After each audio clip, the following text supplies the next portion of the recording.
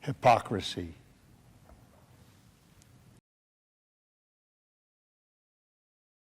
Hey, what's up, guys? Welcome to Law-Splaining the Interwebs. I am your host, Nick Rekieta of Rekieta Law, a small law firm in central Minnesota. How are you guys?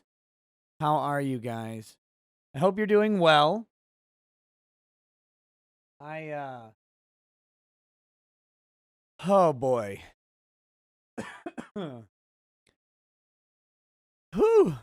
I've had a little bit of a day. Nothing particular. Nothing super special. Just getting ready for this trip that I have coming. And so I was watching The Quartering for a little bit, and he was talking about he's going on Tim Pool's show, and he's like going to the weird Tim Pool mansion or whatever, where Timcast IRL happens and where a bunch of other people live. That's like a thing in streaming and YouTubery and Twitching and stuff like that. Have you noticed that? I think it's an esports thing, but where like all these creators like live together in the same sort of house. That's weird to me. I don't get it. Like, I mean, I kind of like living in my own house. Of course, with me, we would be taking up the whole place. We have 7 people. So it would be a big mess because you'd have these damn kids running around. It would be ridiculous.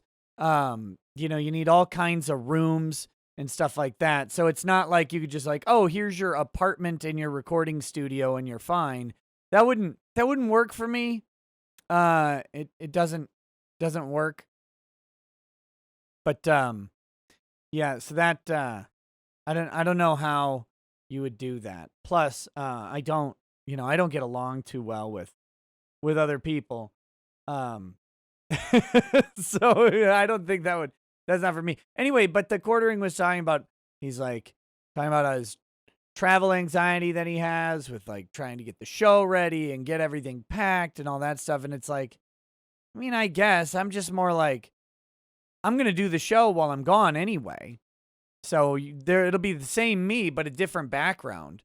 I could take a picture of my background and put a green screen up. That'd be weird though. But no, so I'm still going to do the show. I don't have to worry about like pre-producing content or anything. But yeah, I mean the whole thing for me is just like I have to leave my house in general. I'm not anxious about it. I'm just annoyed by it. There's a difference. There's a big difference. You want me back on Adamcast? Anytime. I had a blast. I had a blast with Adam. I would go back on anytime. Very fun. So, do that. Do what? But anyway, yeah, so that'll be happening. You'll notice, with the green screen thing, no, I'm not going to do that. But you'll notice a different background coming up in a couple days here. Well, I mean, it's going to be about a week. Monday. And there may be a few streams that don't occur while I'm down in Florida. So that's I apologize if there is a truncated schedule. I try to do the normal schedule of shows, but it's time for me to hang out with my family and my parents and all that stuff. And so if we have something going on a particular night, I wouldn't be doing a show, right? Like that makes sense. Although usually, since this show is at midnight Florida time, we're not really talking about that happening. With the age of the kids, we're not generally running around at midnight.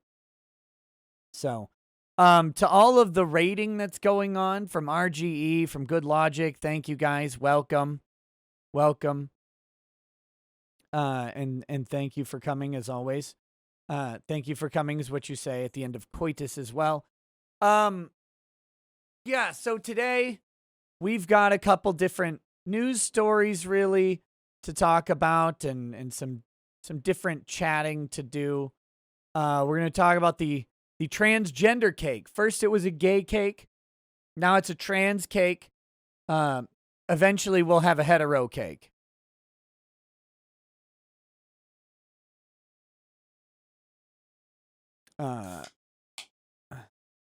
Cypher Warrior, yeah, I'll be by St. Pete's. Eventually we'll get a hetero cake, I guess, but not today.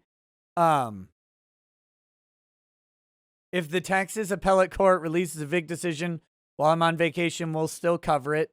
They released some other decision came out while I was on vacation or whatever, or something else. I don't remember, but yeah, so we're going to talk about the trans cake. I've got a 9th circuit of stupidity. So I'm going to talk a little bit. I did a video on this earlier today, but we're going to talk a little bit more about it. Might even read the decision or the dissent or both from the 9th circuit. I haven't really decided.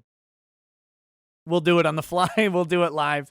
But yeah, that's about open carry in public places in California and Hawaii, where the media is focusing on sort of the wrong aspects of it. Because of course they are. Of course they are. They don't understand gun issues, and they don't want to. If they started understanding gun issues, they would have to rationalize what is going on in the courts. They would have to rationalize the idea that a fundamental right is being curtailed all over the place by the government, and they wouldn't know what to do about that. Because if any other right that you had was treated in the same way that your right to keep and bear arms was treated, everybody would be losing their damn minds. Everybody. There's no one, no sane, well, there's somebody, but there's no generally sane person who would think that a permit should be required with an application process and approval by a government agent to be able to speak on a sidewalk at all. Not to like gather a crowd and to host a big event at a venue or something like that. You know, those types of permits exist. But I mean, just to walk around and talk while you're walking, you would need some sort of pre-existing authorization from a government official that you had to pay for, that you maybe had to go to a class for, and if you had it in one state, it might not be recognized by another state. No one would think that would be reasonable, right?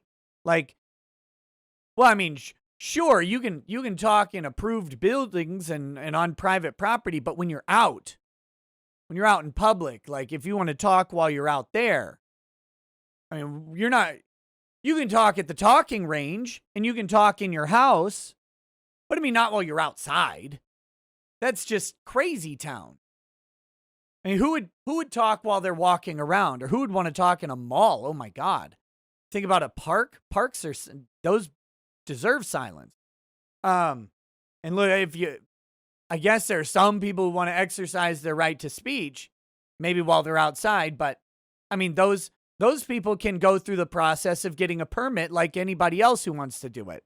We should put a background check on it, make sure they haven't, ever lied under oath or anything first, because we wouldn't want them out in public spreading lies. Or, background check. Maybe they've said something racist too. No one would think that would be reasonable. And of course, as I mentioned that, Ryan English is in the chat. He's like, actually, didn't you cover a case the other day where they did that on a college campus? Yes, and it's patently unreasonable. It's patently unreasonable. But let's be clear, that's a specific type of speech. So that's even more egregious. Or slightly less egregious, I should say, than what I'm talking about. Although it is still egregious. It is slightly less egregious because it is a specific type of speech. Like, oh man, But I'm just talking about just speaking in general, because that's what we're talking about in the Ninth Circuit. The idea that you can't carry any gun on you when you're in public seems to be curtailing the right. I don't know. That's just me.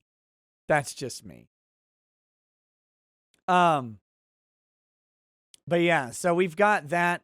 I've got Dummies in there because Twitter exists. I don't know how much Twitter stuff we're gonna do. Sometimes Twitter's good, sometimes Twitter's bad for content. And I don't like focusing on it too much. But there's a thirsty bro who demands my attention. So I was gonna give him a little bit of attention because he's a sad failure of a human, and is just desperately trying to get me to recognize him. It's so weird. I don't know why this person wants my attention or approval. I don't find them particularly smart or interesting. Actually, I find their personality to be completely useless. Hey, Uncivil Laws in the chat. How you doing, Uncivil? How you doing, buddy? Uncivil Law did a breakdown of the Second Court of Appeals case that I looked at the other day. I haven't gotten a chance to watch it, but so I don't know what his opinion is, and I'm not going to praise or criticize his opinion because who knows? I haven't had a chance to hear what it is, but I will automatically and without question praise his analysis and suggest that if you guys have any interest in the Vic TCPA case, you should go get his perspective on that case as well. I don't know if it agrees with mine or not, and it doesn't matter if it does because Kurt is a very smart and thoughtful dude who takes a very objective approach to some of these things, and his opinion is worth, it's definitely meritorious. It's definitely meritorious, and his analysis might have caught things that I didn't get, and he may have some different insights as well. And so it's something probably worth checking out if that is in your interest area.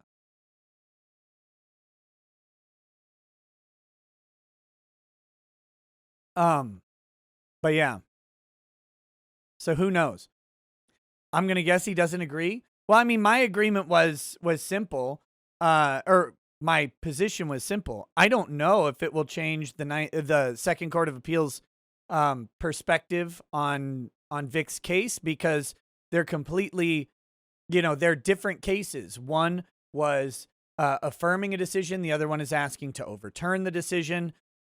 You've got different briefs. You've got different facts. And you've got different underlying pleadings. Vic's case is complicated by questions about the Second Amended petition and if that's included or not, or if it's going off the First Amended petition. It's got questions about whether the unsworn declarations are included or not. Judge Chupp didn't strike them, so we don't know how the Court of Appeals is going to take them because he didn't strike them, but he didn't consider them. But since their review is de novo, it should consider all evidence from the record, and absent a strike of the pleading and absent a strike of the declarations, should the Second Court of Appeals consider them or not? And I mean, I don't know. I know what they should do, in my opinion, but I don't have definitive answers on this stuff. So I don't know if this case will affect Vic's case or not. What I do know, to me, is it is a clear indication of the Second Court of Appeals opinion on where the TCPA lies and its functionality. And it looks like they're not very favorable of it in general. And it looks like, they're trying to construe the complaints as liberally as possible. That gives me a little bit of encouragement. I hope it translates well for Vic. I don't know. But yeah, so I don't have an opinion. I'm not saying that, and I gave a lot of disclaimers during my analysis that I can't say what this will do to the Second Court of Appeals opinion of Vic's case or anything like it. And people shouldn't take it as encouragement because I only offer black pills. I found out that white pills have a history of racism, and so white pills are not welcome here. I only offer black pills because we need to give other pills a chance to rise up to the top. So with that, I'm trying not to have people be encouraged about it, but I did find it to be a very interesting analysis. Okay, let's get these couple of chats out of the way here. God, I really hate that YouTube gets rid of the early chats now. It is so freaking annoying. Oh, and I've got a new shirt up on the store that I thought of the other day, and I wanted to share that with you guys. I always present merch with this caveat. It costs me 0 resources to create the merch. It costs me 0 resources to list the merch on Teespring. And if you guys like it, buy it. If you don't like it, don't buy it. I cut the prices way down from Teespring's recommended prices. I don't make like a ton of money on Teespring or anything. I get a couple bucks from each purchase. That's about it. When their defaults have you making like $12 to $15 per purchase, and I cut that down to about $3 to $5. So just so you know, it's not like I'm not like, oh, you gotta buy my shirt. That's how you have to support me. No, that's not it. I do it because I come up with an idea I think people might like, and so then I make it. And if people like it, they buy it. If they don't, they don't. And please do not feel like you should buy it if you don't want it. Mr. Security says, testicles, nuts, balls even. I love them all. Weird, Mr. Security, but thank you. Funny Valentine 2024 says, yo, Nick, I live in Georgia, and staying up till 3 a.m. to watch your streams has effed up my sleep schedule, so I'm a super chat, pass out, then catch the stream in the AM from now on. Quick question, worst book/novel I've ever read? Oh my God. What is the worst book/novel I've ever read? I mean, I have one, but it's cheating. I'm looking on my shelf.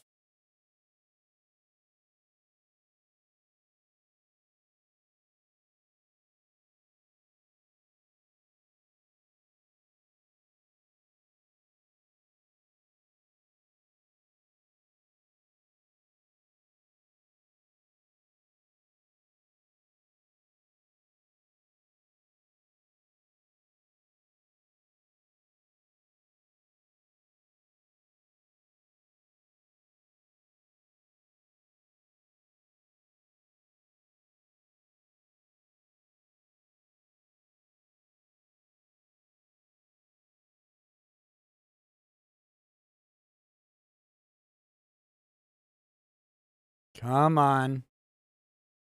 Come on, little guy. Come on, Streamlabs.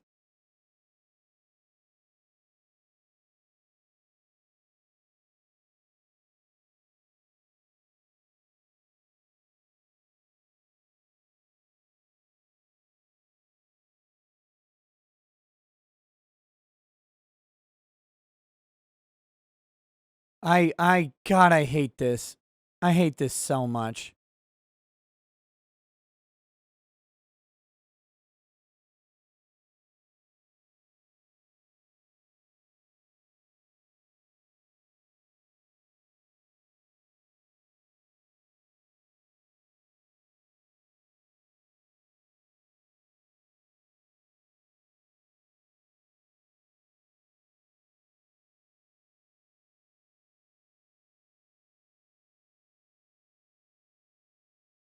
Hmm.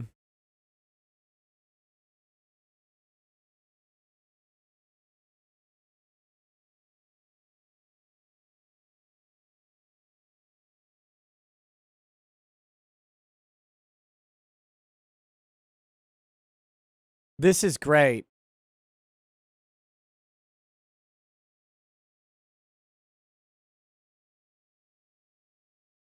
God, come on.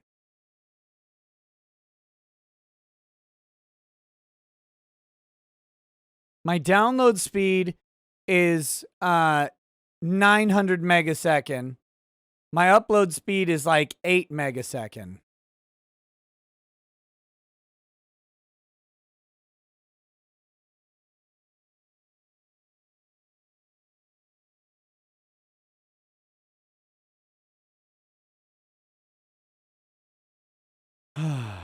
Now my upload's now at 33 megaseconds, so it should be fine. It should be fine. God, I hate YouTube. Oh, I can't wait. I can't wait till we're able to multi-stream to locals.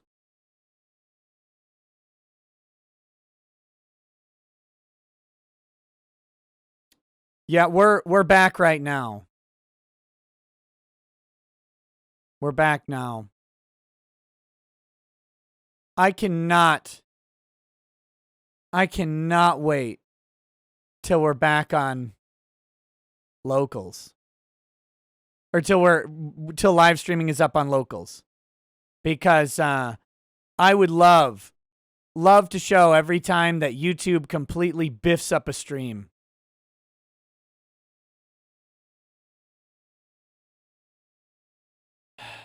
So anyway,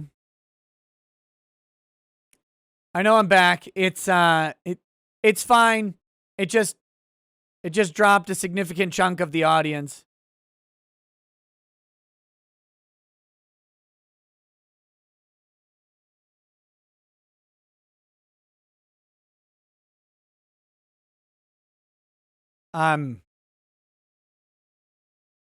God, this is so frustrating. Okay. So someone had asked me what the worst book I've read was. And I really don't know the answer to that question. But did it just I really don't know the answer to that question. However, it's encapsulated in a I'm trying to find it on my shelf. I took it. I have one somewhere. Anyway, it was a list of published works from my undergraduate writing class. It was so bad. God, it was awful. So, I don't know. I don't read a lot of bad novels. I mean, the ones that I read that aren't good are just forgettable. So I don't really, I don't remember any of them. Oh, wait, no, we'll go with Maurice. Maurice was a trash tier novel. Garbage. Hated it. Hope it died.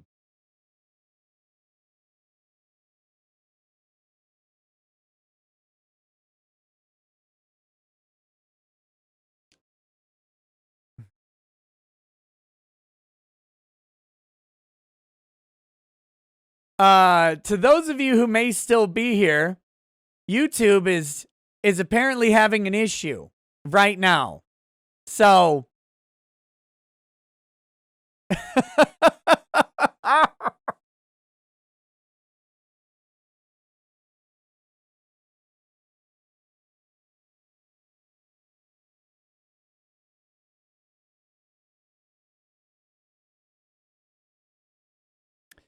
let me make a post that we're still here. Just a second.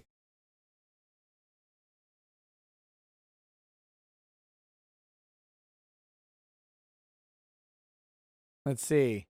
Great post.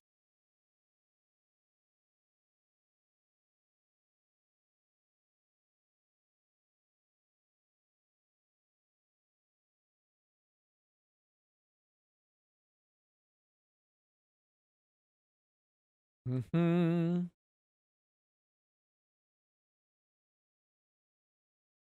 There we go. I just put out a community post. My voice just cracked. It's time to do Shaggy impressions. Oh, Scoob.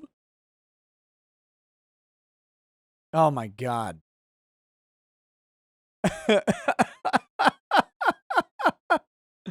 Isn't this great? You know, I was already thinking earlier today, I was like, man, I'm not quite sure what I'm going to, zoinks, what I'm going to talk about tonight. Just my brain is preoccupied, all this stuff. Da, da, da, da. Now YouTube's trying to cancel the show. Now I'm getting pissed.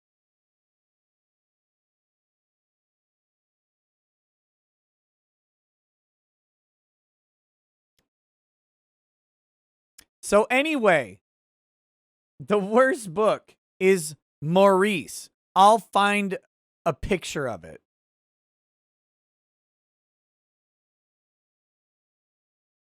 By E.M. Forster. I'll just read you the wiki entry too. Here we go. Images.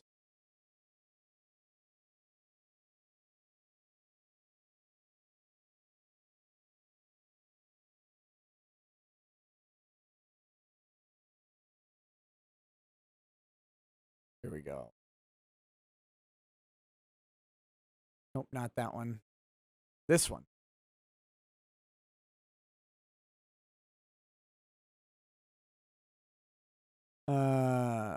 Okay. There. That's the novel. Maurice by E.M. Forster. Let me read you the description, okay?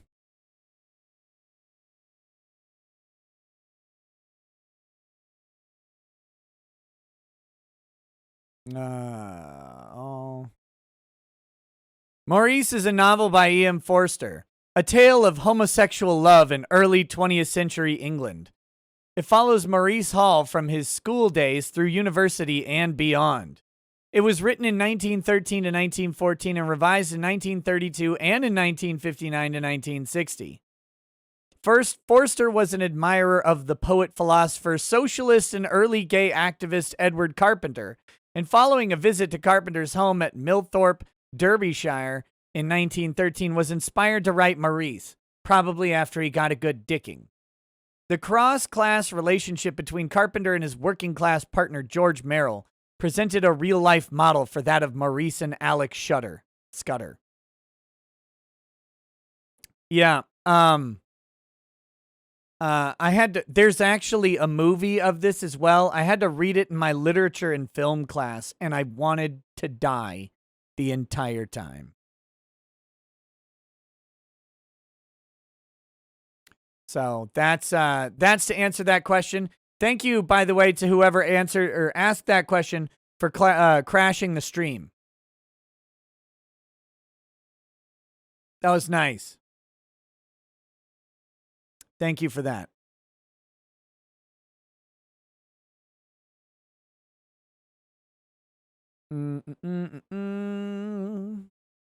Thermasius says suspended for 12 hours on Twitter for saying what Ron Soye did to his ex-wife.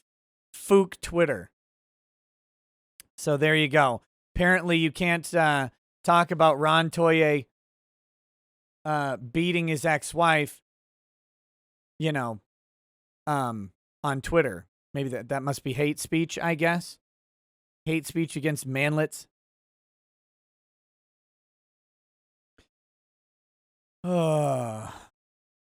So anyway.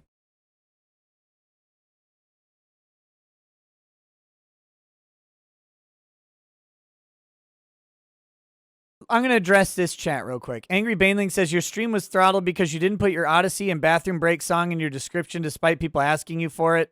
Why you do this? Very simple. The reason I pared down my description to what it is because having a million links in your description is garbage and no one clicks on any of them. They don't like them.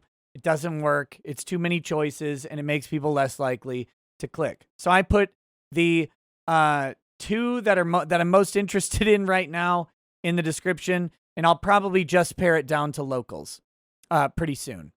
The other things I have in there as credits, and that's just out of respect for people who have contributed to the show. But having a bunch of links, no thank you. I'm not really into it. So it doesn't work. Next. Kiwi Goes Live says, Yellow Flash exposed me to a photo of Mars Girl without my permission, and I've got the Drexel first day of Thoughtmas problem. Can I sue? Yes. I mean, you should always sue Yellow Flash. But I want to point out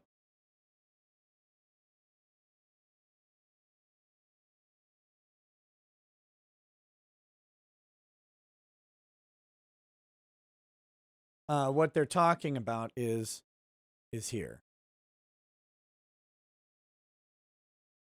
Look, I do this as a service. There you go. Look at that. That's the stuff right there.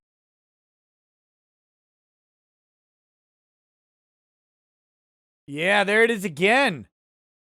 All right. Yeah, that's what 10 years of Twitter or Twitch will do to you.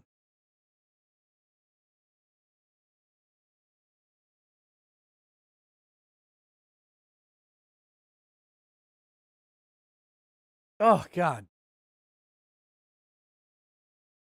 I want to remind people of something.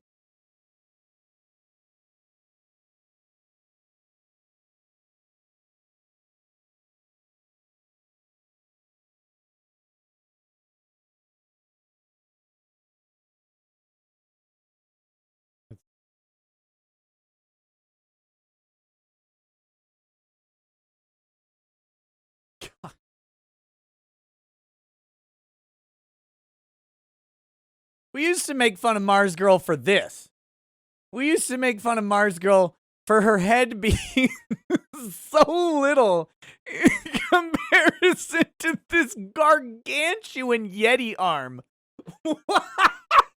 Look at that. I haven't looked at this picture in like a year.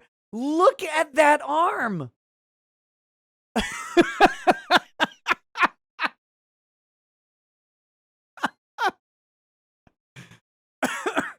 That's what we used to make fun of Arms Girl for. Now it's this. Oh my God. What happened?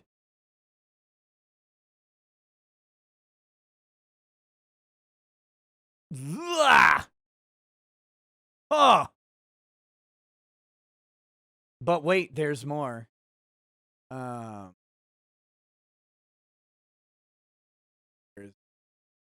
is it?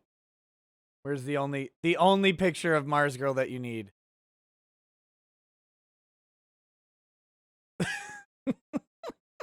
Every time I see this, I can't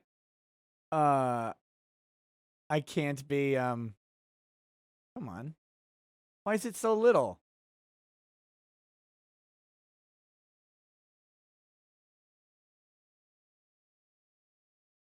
Why would you do this?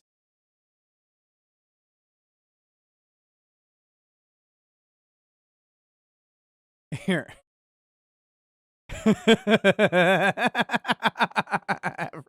every time. It's funny to me every time. So there you go. Well, can't zoom in anymore on that. Or wait, can we? Oh, we can.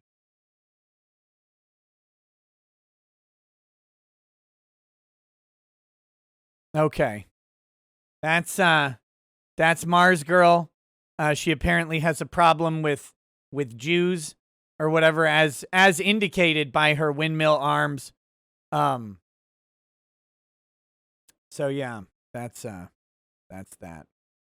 But that's what the person was saying. Yellow Flash exposed him to a photo of Mars Girl.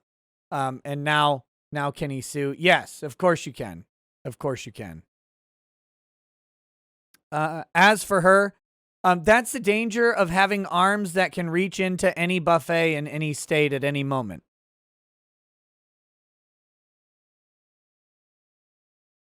That's the danger. You can't do that. You can't do that. And as a reminder to people who may be new here, who are like, wow, is he body shaming that person? Yes. Yes, I am.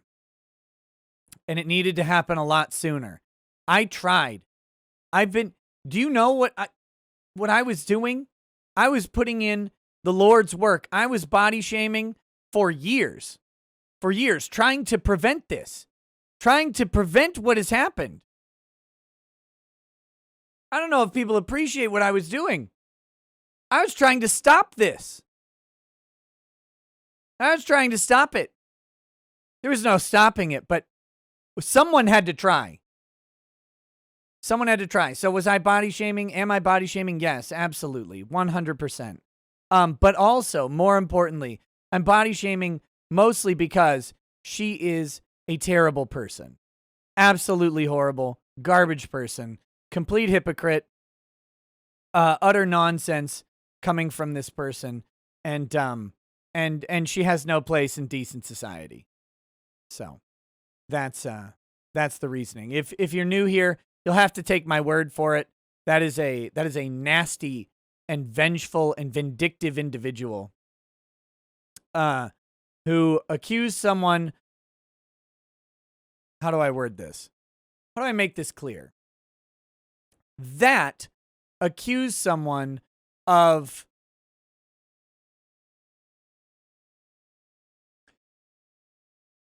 sexual harassment because she saw him talking to a woman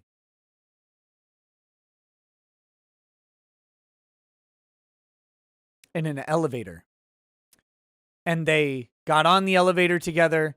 They got off the elevator together.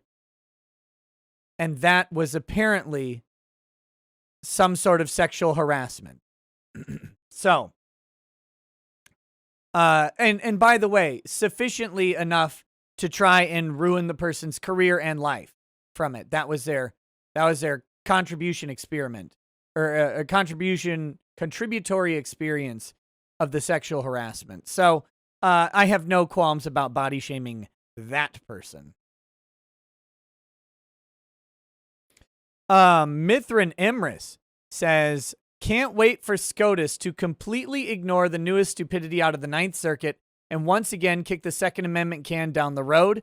As Justice Thomas has said, SCOTUS treats the second as a mere suggestion. Yep. I'm hoping the 3 new justices will be enough and will have some sort of fortitude on the Second Amendment to go against Roberts' crusade against it. There are 5 conservative votes to deal with a Second Amendment question. Right now, Roberts, of course, is not a conservative vote. Although Roberts did align with Scalia on Heller. So that was, I guess, good on Roberts for that one. And I believe he aligned with Alito on McDonald versus Chicago. But those were so long ago, I have no faith that he would do it again. So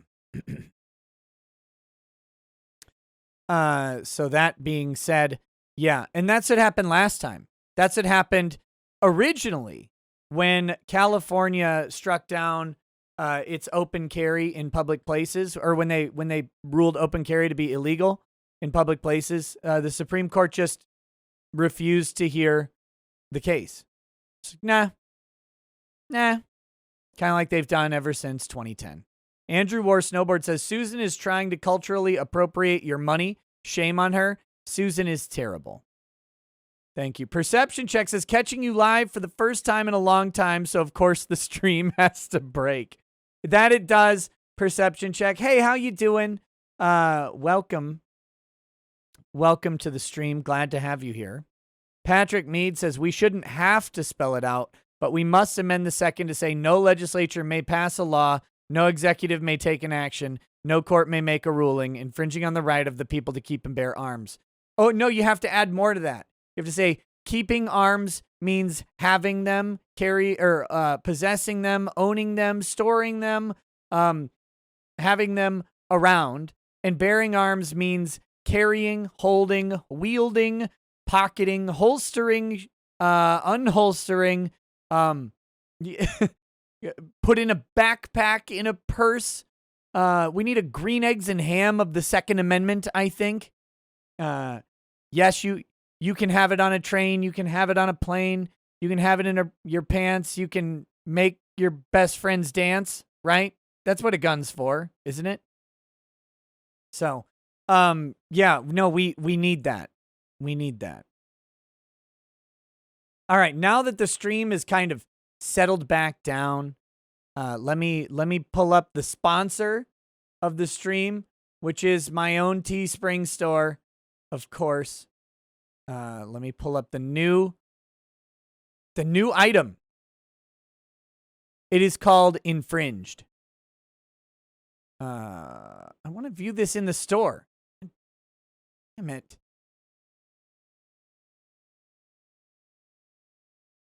Can I?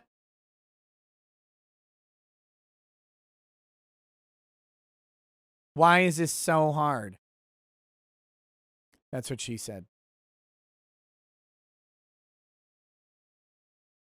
All right.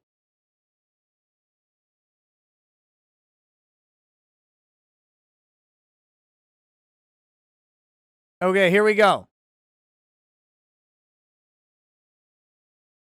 So this is it. Infringed is the name of it. There's all sorts of products, tank tops, stickers, pillow. You can get a pillow if you want, I guess. Masks. Masks is kind of ironic, I guess, because, you know, our rights are being infringed constantly with the mask. There's regular shirts as well. That's a woman's shirt. That Destiny's a woman's name. And then there's men's shirt in all different colors. Whatever you like. You can get everything. So that's there. There are no butt plugs or cotton panties yet. Working on it. But yeah, it just says shall not be. I thought about putting infringed on the back, but that was weird. When I looked at it, I didn't like it.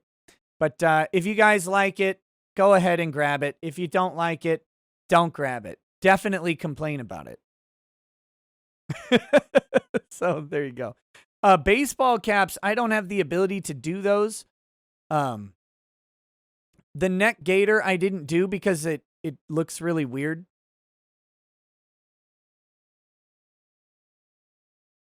So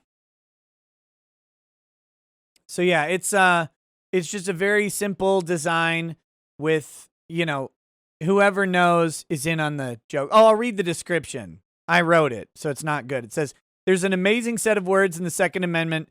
Those words are completely ignored by the government. Let's remind people what they are. And it shall not be, right? That's the idea. Shall not be. The mask is a Speedo if you try hard enough, Luis.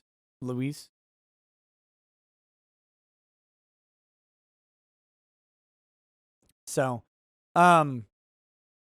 yeah, that's that. And the shirts go from small to 3XL. The women's shirts only come in small and extra small. I'm just kidding. That's a joke. That's a joke. That's a sexist joke. But yes, you can get those at Teespring. There actually should be a little banner under the video. I took down a ton of stuff from the Teespring store as well, because there are just a bunch of old products on there and it really cluttered it up. So I'm trying to just have a couple active products at any time and hopefully, you know, change out those offerings from time to time as well. So, that's that. Should we talk about this trans cake thing? Let's do that one. Oh, I was going to check one thing on Pacer real quick. And I do need to go through the Sidney Powell versus Dominion lawsuit.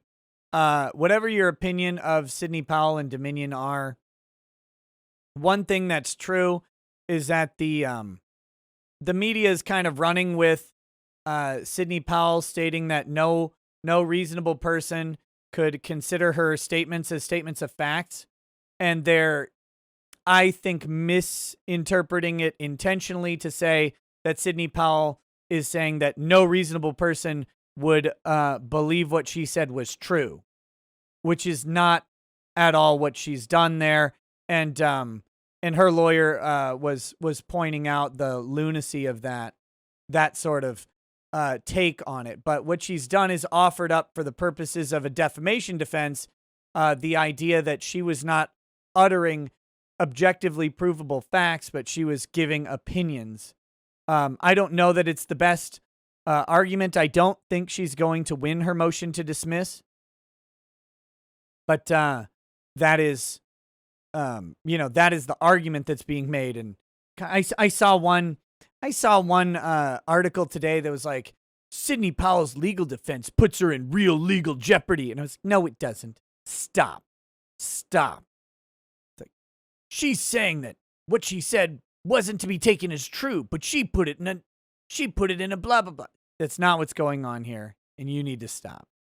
So anyway, I do plan on doing that, going through that and doing a video on it. I meant to do it yesterday and today, but in true Rekieta Law fashion, I'm going to get around to it like 4 days late. And when I say true Rekieta Law fashion, because it would have been probably a pretty high viewed video, but that's okay. That's where we are. Where is this? Okay. Let's see. Let's get to the news. Here we go. Now, you guys know about this guy. This is Masterpiece Cakes, the Colorado baker who makes cakes, but not for gays. Just kidding. Just not for gay wedding. Because it goes against his belief. He took his case all the way to the Supreme Court. He ended up winning at the Supreme Court, and they said, no, he doesn't have to bake the cake. However, the Supreme Court did not say that he would never have to bake the cake. They did not say that at all. In fact, I actually have a video out from a long time ago on that decision. But what they said was that the council in Colorado that reviewed his stuff did not take his religion into consideration and did not treat his religion with respect. Therefore, they acted in a manner that was not, or that restricted his religious beliefs. They didn't even say that they were wrong. The Council of Human Rights or whatever in Colorado, the Supreme Court did not say that their ultimate decision that he had to bake the cake was wrong. They just said it was wrong in this instance because he was prejudiced for his beliefs. The implication of their decision was that all they had to do was be respectful of his beliefs, and they could still force him to bake the cake. So, I think that is completely inappropriate. I also find it very funny that the people who believe that this guy should bake the cake also believe that Facebook and Twitter and everybody should be able to throw people out of their companies for whatever reason. To me, but I'm old-fashioned, access to the world, speaking to the world is much more important than a cake, because there are other bakeries. In fact, there are a multitude of other bakeries that exist. There are not a multitude of social media companies with a comparable reach or effect. But that's how it goes.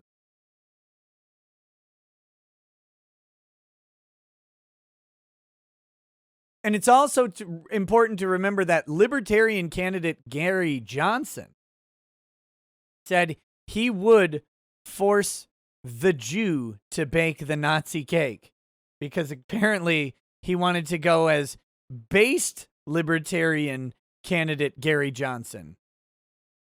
But yeah, he said that the Jew should be forced to bake the cake. So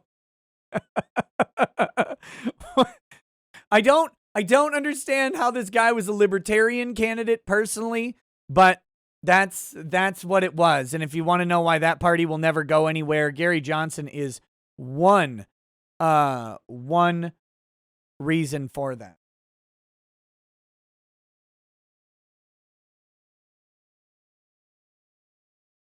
And now, in response to YouTube causing me to waste like 20 minutes, I'm going to drink a very expensive bourbon.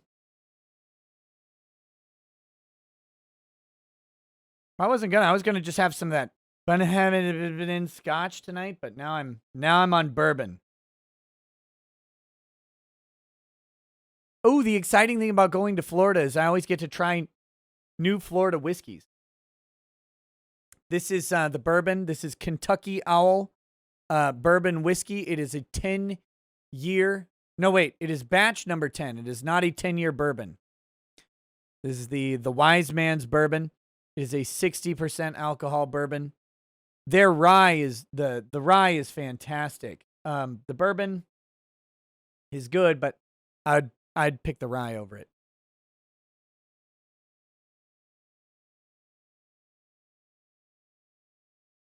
That's a good bourbon, though. That's a really good bourbon. Angry Baneling, I'm going to Florida because I'm trying to get my face eaten off by someone who is on Flacca who has just copulated with an alligator. Stooge Muffin Stuffin says, can you read the Pentagon's report on a meme they made? No joke, it took them 22 days to finalize and post the meme. And the worst part is that it wasn't even funny. Taxpayer money well spent. What? Where's this story? Where is this story? The Pentagon made a meme and it took them 22 days?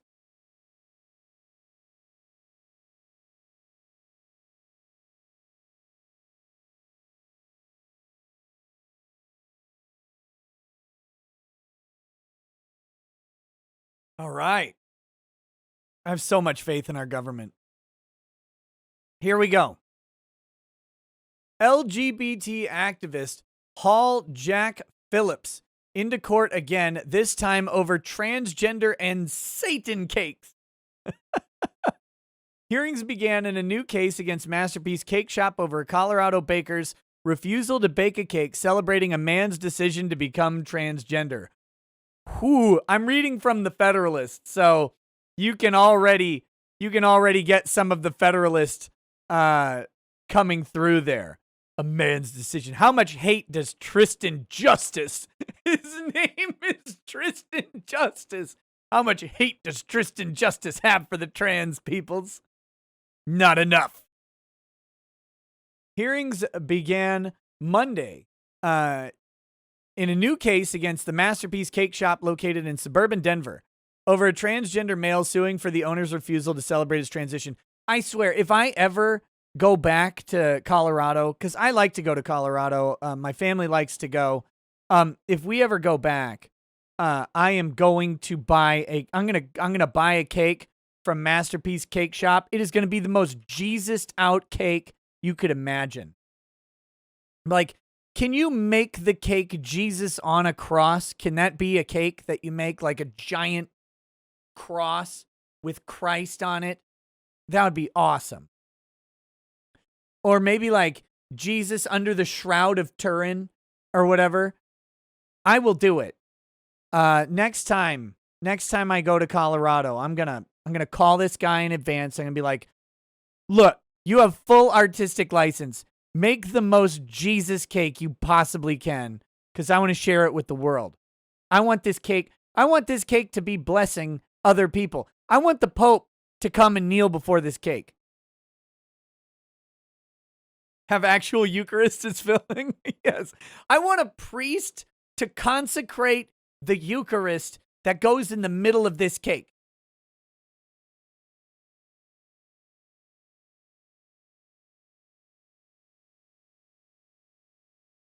Jack Phillips, a devout Christian who runs a cake shop in Lakewood, Colorado, is a defendant in court again this week after fending off discrimination charges in more than a half-decade-long legal battle that reached the U.S. Supreme Court when, based on his faith, he denied to bake a custom wedding cake for two gay men in 2012, but offered other items. I don't make cakes for same-sex weddings, but I'll sell you anything else in my shop. Cookies, brownies.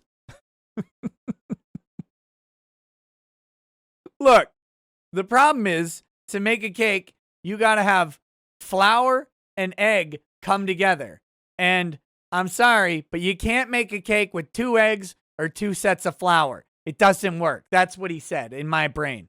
Phillips told the couple who, out of all the bakeries in the area, sought out the baker who would deny them the very specific service that compromised his faith.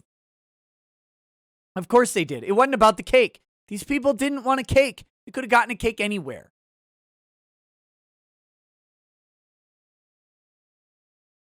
They could have gotten a cake anywhere else. It wasn't about the cake. It was about the man. The couple, David Mullins and Charlie Craig, filed a complaint with the Colorado Civil Rights Commission arguing Phillips violated the Colorado Anti-Discrimination Act, which prohibits any business that offers services to the public from discrimination based on race, religion, gender, or sexual orientation. Random Blaze says Facebook is rolling out a new platform rule on allowing calls for death of public figures. Oh, good. Oh, no. I'm so glad I don't use it anymore. That's a good time to mention this, guys. If you go to ricadalaw.locals.com, I have just updated the community guidelines. They had a template community guidelines in place. I have replaced them. Would you like me to tell you what they are real quick? Where is it? Let me tell you my community guidelines. Here they are. I'll read them to you. It says, this is your community. Debate isn't personal unless it is. Don't post porn, because that's one of 2 rules that Locals has. Don't post porn, and don't make any threats of violence. Those are the only 2 rules. Your words are free, and so are everyone else's. I will not censor them, and mods will not censor them. That being said, your words are yours, and they attach to you. I'm not responsible for what you do or say on this page or anywhere else. Enjoy freedom responsibly. So that is the community guideline on Locals. And the reason that there is a no porn rule and a no violence rule is because those are things with high potential for illegal speech. The idea that someone posts an underage picture, or that someone would post, a threat of violence, and that's the type of stuff that they just don't allow anywhere. But everything else is there, so you can post all sorts of other stuff. There are no rules about slurs or hate speech or anything like that. So you are welcome to come share your thoughts and engage in discussion. That is ricadalaw.locals.com. You can come join for free to follow along, but to participate in the discussion, there is a charge. And let me be very clear on this, because people had questions. I got this cleared up today. I talked to the CEO of Locals today. That was cool, by the way. Very nice guy. Very nice guy. But I got this cleared up. Some people were saying that Locals costs $7 on to sign up. It does not if you use the website. However, I got clarification on why people were seeing that. If you use the app on a phone to sign up for Locals through the App Store on either Google or Apple, the App Store takes a percentage of money from the transaction. So Locals has that going from the purchasers. So the way around that is to sign up for it on the web page. If you sign up on the web page, it's $5. Same as Patreon and Subscribestar. $5 is the sign up, and then that's on the web page, and that's all that's what you'll be charged, is $5 a month. If you sign up through the app, because of that initial charge, giving credit to Google and Apple, it costs extra. So don't go through the app to sign up. Okay? I didn't know that was going on. I don't have any ability to change that or anything like it. So that is the answer, though. So people were telling me, they're like, no, it costs more money than Patreon. I'm like, what? I set it for $5. So I asked them today, and that's the reason why. It's because of Apple and Google taking that cut, and they just have that cut on the front end rather than on the back end. So sign up through the web page. Sign up through the web page. And that's very simple. If you want to. You don't have to. But if you want to support me and the show and have access to locals, like the full access, it's $5 a month. So there you go. Oh, you also get into the Discord with that too. And if you are on Patreon or Subscribestar already, get off of there, get on locals, utilize the promo code that I posted on both of those platforms to get a free month on locals, so you don't get double charged. Sheila Aliens, it's $5 a month for my page. It's like Patreon. So it's $5 a month for my page, period. You can do 10, you can do more. There are different tiers, or whatever, but it's just like Patreon or Subscribestar. $5 a month gets you full access to the locals, my locals page specifically, and then it also gets you, into my Discord. So, but that's only if you want to participate there. And there is exclusive content over on locals already, and there's lots more of that to come, and a lot of other types of exclusive content as well. Not and $5 to sign up to the website. No. Locals is free. Signing up for individual creators costs you however much the creators charge. So there is that. Mithrin Emmer says, Nick, if you want the Pope to kneel in front of the cake, shouldn't it just look like a 10-year-old boy? Stop it. Mithrin, no. No, you stop. Stop it. Thank you, Baneling. Let me go ahead and pin that. Really appreciate that. I should have done it earlier, but my brain broke when YouTube broke. Colonel J says, Mr. Ricada, I have the pleasure of informing you that you are now a featured account on the brand new Fediverse site,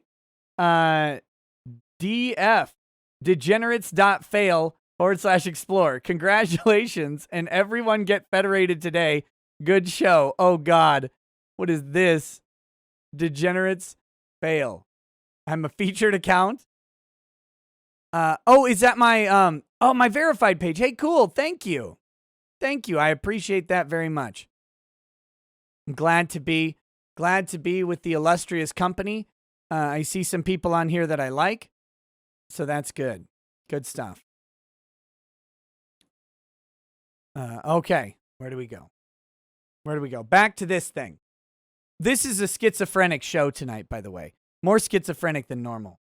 I'm very out of sorts. The controversy went national.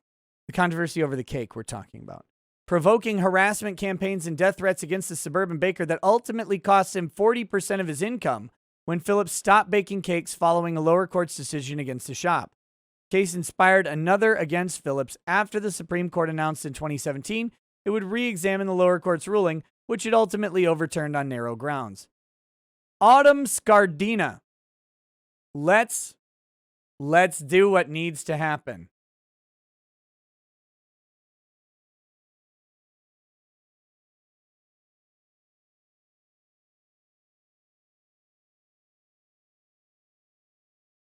Here you go. Whoops. This is Autumn Scardina.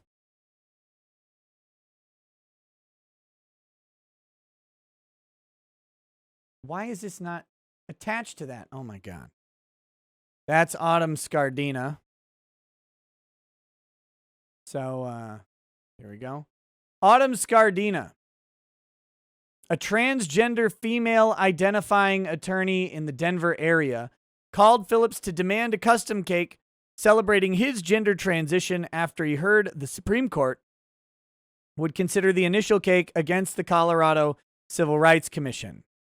So they heard about this. Has been going on since 2017, by the way. 2017. I mean, it's been going since 2012, but in 2017, Autumn Scardina called about the cake.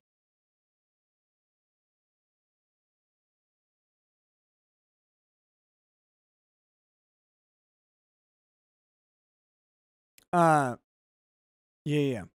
Twice, Scardina had already emailed Phillips to call the baker a bigot and a hypocrite while mocking his religious beliefs in 2012 when the controversy first arose. So clearly, this person is not interested in the cake.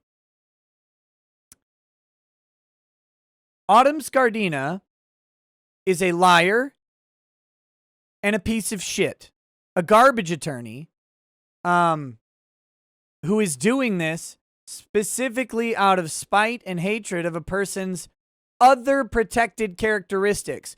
By the way, your decision to tuck your penis up into your asshole has nothing to do with this guy, and his religious beliefs have nothing to do with you. But those are both protected categories in Colorado, by the way. Religious beliefs are still a protected category in this country. So you're harassing someone based on their religious beliefs, you piece of garbage. Don't become a statistic. Okay. Let's see.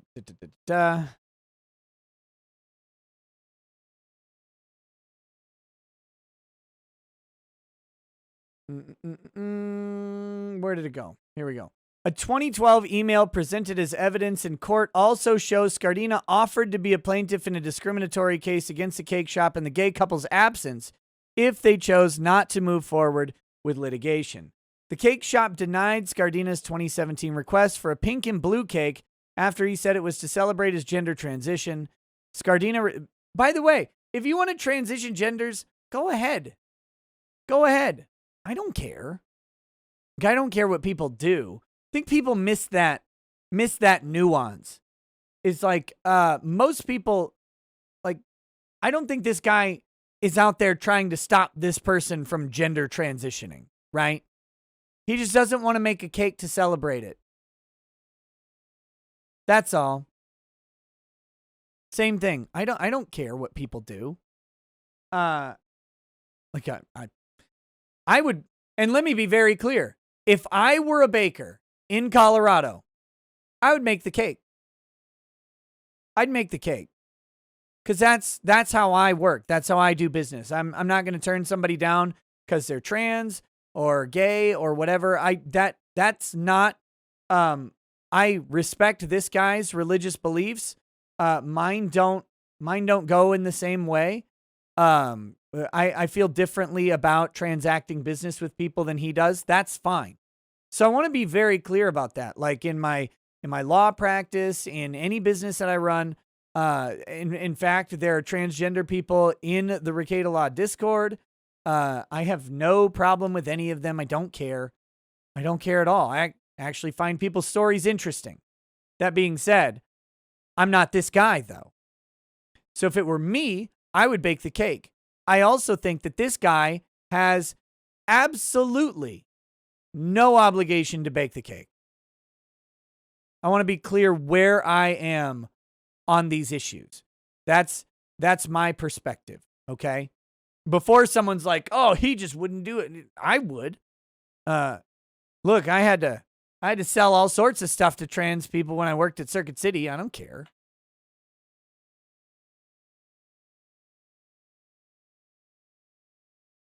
But this isn't about what I would do. It's not about what you would do. It's about what this guy wants to do with his own business.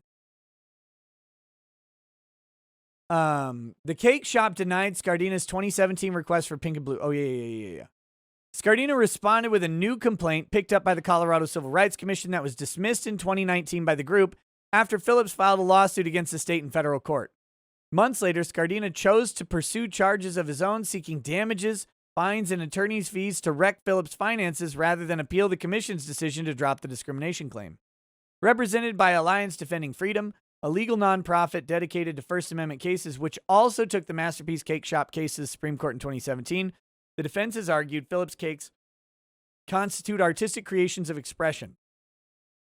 Scardina's demands for a cake celebrating his gender transition would violate Phillips' First Amendment rights through government coercion. And that's a good argument right there. In court, Scardina explained how at one point, while his discrimination claim was being processed by the state, he called the Christian cake shop to request a custom cake that featured Satan smoking a joint to test the store's repeated claims he would be treated just as anyone else. They indicated that I was welcome back in their shop and entitled to the same treatment as every other customer that telephones or comes through his door, Scardina said. I had filed the charge, I think, sometime in July. It's now sometime in late fall.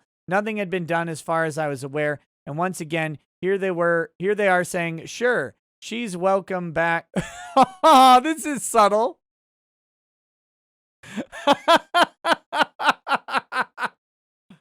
The Federalist slipped in a barb right there. I almost jumped over it.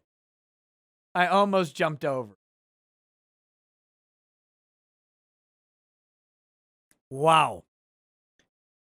She's welcome back and come on in and we'll treat you just like everybody else. Scardina continued. I found it sort of offensive and wanted to see if that's true too, so I called and spoke with who I believed to be Mr. Phillips. He answered the phone this time. I think I indicated I asked, do you serve religious cakes? Because I noted in his several examples they had nothing regarding religious cakes. Mr. Phillips indicated that he did. I asked him, well, could you prepare a religious cake for me that had, I think, a picture of Satan smoking a joint in the religious cake I asked for? Pursuant to his religious faith, Phillips also refuses to bake cakes in celebration of Halloween. I don't create cakes for Halloween. I wouldn't create a cake that would be anti-American or disparaging against anyone for any reason, even cakes that would disparage people who identify as LGBT, Phillips said on NBC's Today Show in 2018. Hopefully he learned his lesson to not go on the Today Show on his first major case in the Supreme Court over his objection to baking a gay wedding cake. Cakes have a message, and this one I can't create. So, doesn't make Halloween cakes. Reportedly, this reporting is not great. It doesn't say whether he refused to make the Satan cake or not. But yeah, so this guy, the Masterpiece Cakes guy, is going back to court and dealing with an unhinged trans person. Murnum007 says, what a loathsome creature. Insert clever name here says, leftists say social media can kick off anyone they please because my private company, but you sure as hell have to make every cake we tell you to. Exactly. But yeah, this is the plan, right? This is the plan. Just like that other transgender person, LJ Montello. This person has got a dedicated social justice warrior now. He's got a dedicated SJW. He went to the SJW department and got a free gift as the millionth customer, and that free gift was to be hassled for the rest of his life. Because once this is over, the same thing is going to happen again. The same exact thing is going to happen again.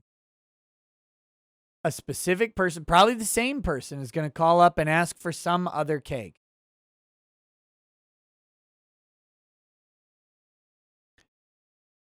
I have no evidence that LJ Montello is trans. That's just a joke about her jaw. Okay? Chill out. It's a joke. Oh, and also about how crazy she is with the dedicated sticking to a subject forever. Okay, so that's that news story. I have another one. I have another Federalist story. I guess we could do that. What-oh? We are talking about the killer?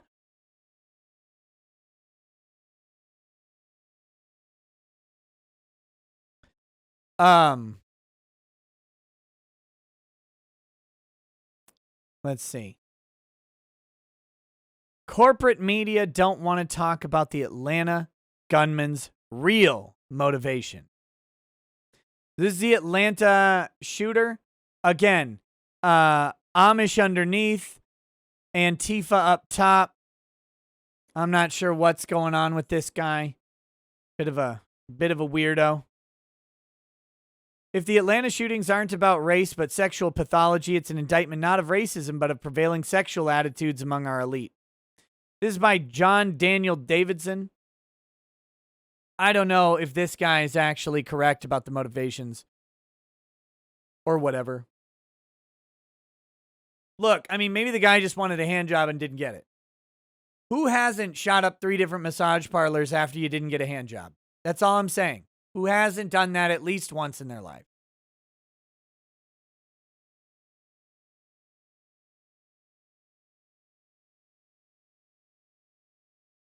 There's something off about the press coverage of the shooting rampage in Atlanta earlier this week. Nearly every corporate media outlet has framed the killings as racially motivated hate crime against Asian Americans, noting that 6 of the 8 victims are Asian and the alleged shooter was white. Yet race doesn't appear to be a significant motivating factor here. At least not according to the accused gunman, 21-year-old Robert Aaron Long, who was arrested Tuesday evening after targeting 3 different massage parlors in the Atlanta area. Long denied that he had chosen his victims based on their race and told authorities that he had a sexual addiction and that he carried out the killings to eliminate his temptation. 2 of the dead, a man and a woman, were white, and a third victim who was injured was a Hispanic man. That motive has since been corroborated by at least 2 other sources, according to a former roommate, Tyler Bayless, who met Long in an Atlanta halfway house for recovering addicts. Long would frequent these massage parlors for explicitly sexual activity. Bayless told Reuters that Long was deeply religious and became very emotionally distraught that he frequented these places. So he's like a self-hating guy. He's like, "Ah, God, I shouldn't be doing this, but here I am." Another former roommate who spoke to CNN anonymously said Long went twice to rehab for sexual addiction last year. The roommate reportedly lived with Long for several months in summer 2020 at a transition house for people exiting rehab, called police after recognizing Long in a surveillance photo after the shootings Tuesday night. There's also evidence that Long had other targets in mind that had nothing to do with race, but much to do with sex. When police caught up with him Tuesday, he was headed to Florida, where he planned to attack some type of porn industry, according to authorities. Like, I guess just Asa Akira or whatever. Another law, because that's the only one. Another law enforcement told CNN law enforcement source told CNN that Long was recently kicked out of his parents' house because of his sexual addiction, which included frequently spending hours on end watching pornography online. That's a lot of time watching porn. It's a lot of time. By contrast, there's little evidence so far that Long was motivated by racial animus, which in turn suggests a much different scenario than what corporate media has almost unanimously presented as racially motivated killing spree. Corporate media, like nearly every other elite institution in America and industry in America today, can be expected to obsessively focus on race and see a race angle in every story. But in this case, perhaps the laser-like focus on race belies a reluctance to discuss the role of sex and sexual pathology in our hypersexualized culture. I don't know that our culture is hypersexualized right now, honestly. I don't. I think we're actually pulling back from the sexualization quite a bit. That's me. That's my opinion. I'm going to read this guy's stuff, but that's my thing. After all, if Long was addicted to pornography and addicted to paying for sex at massage parlors, the story takes on a different narrative shape. Instead of being about an angry white man taking out his racist hatred on Asian women, and thus fitting neatly into a larger media narrative about racism in America, it becomes a story about a deeply disturbed young man dangerously addicted to pornography and sex in a society that treats both as harmless. Of course, I disagree with this. Because I think in some ways, we have expanded sexuality through pornography, right? Like that, there's much more access to it. It's much more available, all of that stuff. It's easier to get privately. There's no shame involved in like going into a store, having to buy it, stuff like that. Because you can just download it from your phone or computer or whatever, right? But at the same time, we have pulled back from sexualization in other areas. Movies, for example. Movies are much less prone to nude scenes and overtly sexual scenes than they were in the 80s and 90s. It's weird. And so in some ways, we are treating it as harmless, and in other ways, we're not. So I don't know about this. I don't know. But no, okay, look, yes. I saw Nicki Minaj. Yeah, I get it. But music videos being sexualized isn't new either. And still, while they're treading the boundaries of that, they're holding off. And there's no reason to anymore, right? Like if we're having unfettered sexual exposure, there's no reason for these music videos to not contain significant amounts of nudity. There's just not. So it's weird. They go ahead and don't have it in places where it was, and it's moved to be much more prevalent in places where there used to be, a shame culture sort of surrounding it, like pornography. So it's weird. And thematically, yes, there's lots of thematic elements of sexualization, sure. Those have been around for a long time, though. And I think they were maybe a little more subtle beforehand. We didn't notice them as much when we were kids, but they were there. They're absolutely there.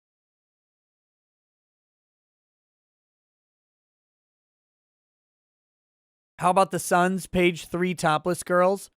I don't know about that, but the Sun isn't an American publication. And Europe has pretty much always had a different perspective on nudity than the US.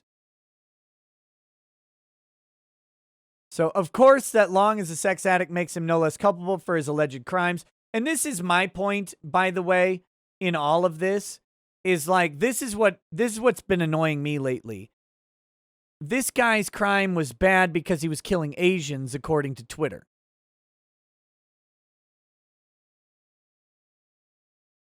That was why he was bad, according to Twitter, because he killed Asians. I'm like, maybe he's bad because he killed 8 people. Like, can we just do that one? Like, I honestly don't care why you kill someone. Like, if you're like, that guy stole my taco, blam. Or that guy's black, blam. Like, both of those, I'm not really okay with. It's like, he has a racial motivation, so it's worse. Not person still dead. Person still dead. That's the part that bothers me, is the dead person whose rights were taken away. No, we're talking about Atlanta, not Colorado. The Colorado shooter killed 10 white people, and he was of Syrian descent. So expect that story to go away and this Florida story to come back to prevalence. Okay, but it does shift the narrative frame into something our cultural elites are loath to confront because of their complicity in it. The media want to use this tragedy to indict supposedly racist attitudes in America, but appears rather to indict prevailing attitudes about pornography and sex, attitudes that are equally prevalent among our cultural elite. Whether it's casual sex, the proliferation of porn, online hookup culture, the sexualization of children, or the normalization of gender dysphoria and transgenderism. We're told these things are okay, that they are normal, that we should accept them and not judge. We're never told they are dangerous, or that there might be consequences, dire ones, for embracing these things as cultural norms. Now, this guy is, he may be, I'm not even saying he's wrong about any of this, okay? However, this is unrelated at present to sexual addiction, because sexual addiction has spanned long before the rise and prevalence of pornography. Sexual addiction is not concretely related to the easy accessibility of pornography on the internet. That's a servicing of a sexual addiction that is not necessarily causative. And so this is weird a little bit, because even if what he's saying is completely accurate, I'm not even disputing what he's saying here, because this is all true, right? Everything he says here is true, and there are consequences, even dire ones, for embracing them as cultural norms. That's true too. That is true. However, sexual addiction doesn't automatically follow in the same way that generalized exposure to sexual activity does. And the consequences of this guy's specific sexual addiction are vastly different from the consequences of generalized sexualization of the populace.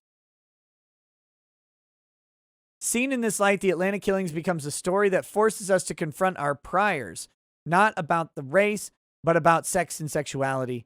Maybe, just maybe, all of these prevailing attitudes about sex come with some pretty serious societal pathologies and some pretty heavy human costs. I mean, this sentence is definitely true.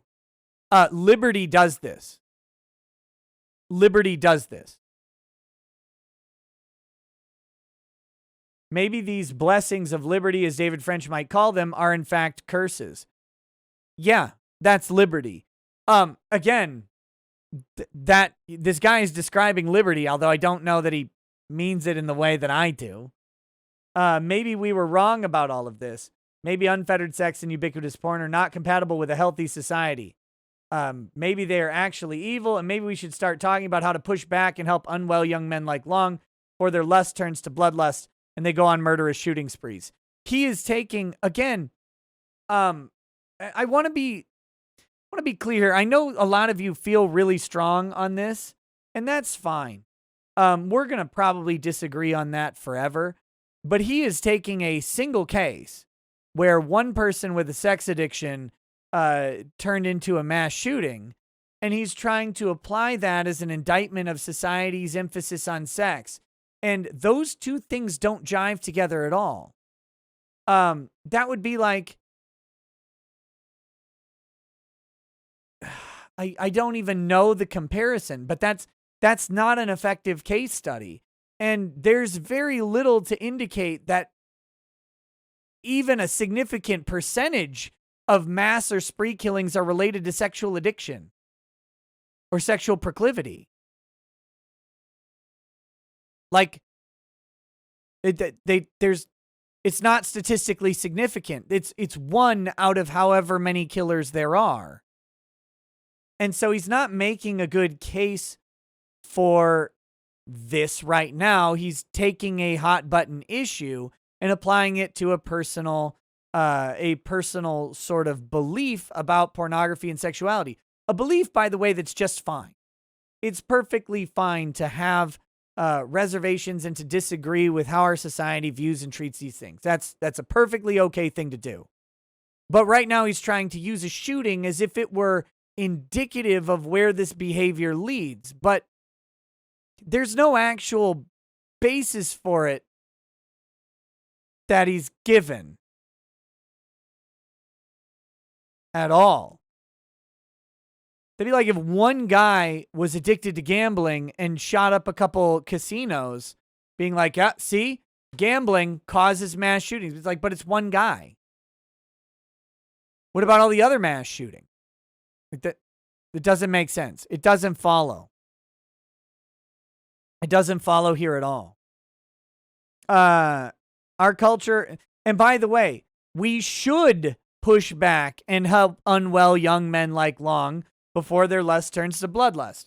See, I agree in principle on some of this stuff, but at the same time, he's just not making the case that he thinks he's making here. Our cultural and media elite don't want to talk about any of that, so they're making this story about race, even though everyone knows what it's really about. Dun, dun, dun. And yeah, his indictment of the media is fine.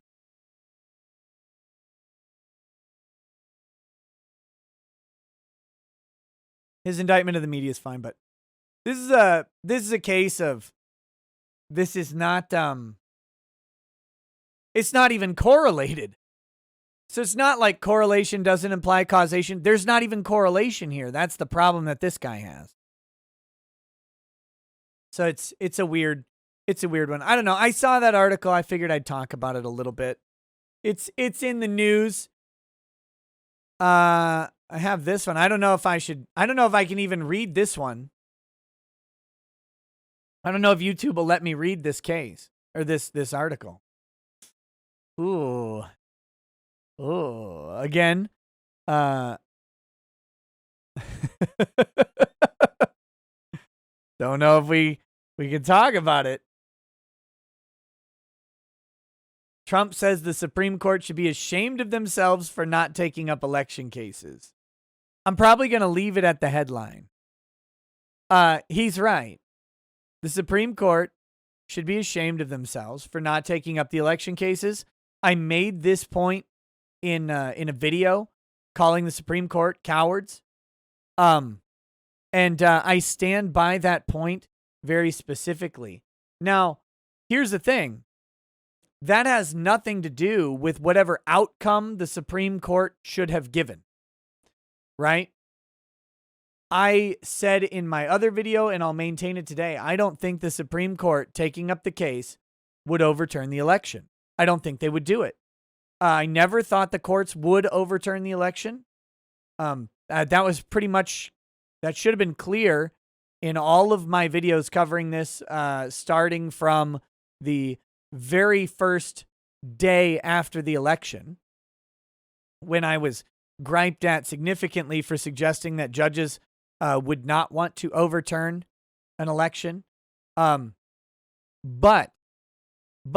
I think the Supreme Court had a duty to take up those cases, examine the evidence, and talk about it in a written opinion that America could look at, and we could explore the bounds of what the court's role was, I should say, in post-election lawsuits. They need to get some stuff worked out with election law. They need to figure out when is the appropriate time to file, what types of things are appropriate for state and federal courts to deal with.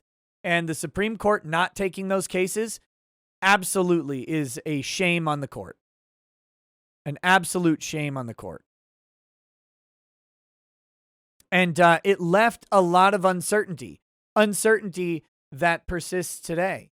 Had the Supreme Court taken up the case, some of these cases, any of them really, examined what was going on and made determinations about them, some people, not everybody, but some more people would have faith that things were going better. A lot of people still would not. You can't cure everything. However, the percentages would be different. People would have said, at least the court looked at it. I don't like what decision they came to, but at least the court looked at it. And they put down on paper their thoughts, and we can examine those thoughts, and we know what to do next time. People could have taken that as some level of solace. And that the court didn't do that when the country probably needed it more than any time in my lifetime is absolutely shameful. So, but I'm not going to read through it because I'll probably end up reading a Trump quote that is verboten by YouTube. What other? We have the Ninth Circuit. Ninth Circuit, open carry.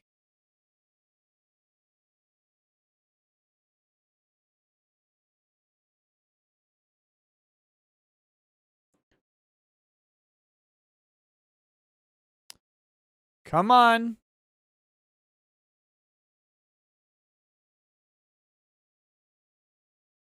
Here we go.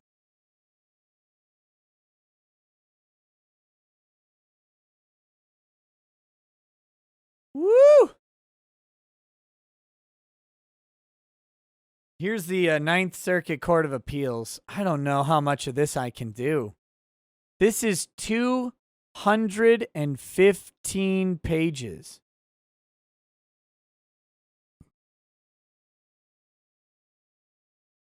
Which I definitely do not want to read all of.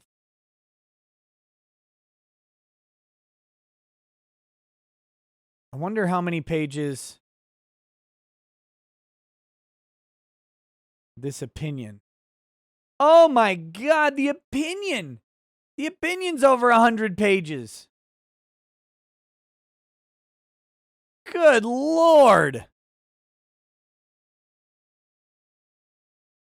Your promised painting? Man, I'm tempted to do some painting. Maybe I'll paint during super chats or something.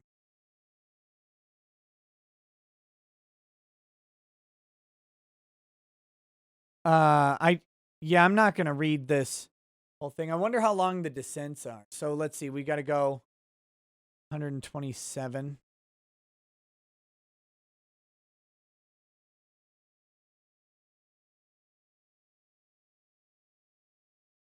Here we got a dissenting opinion.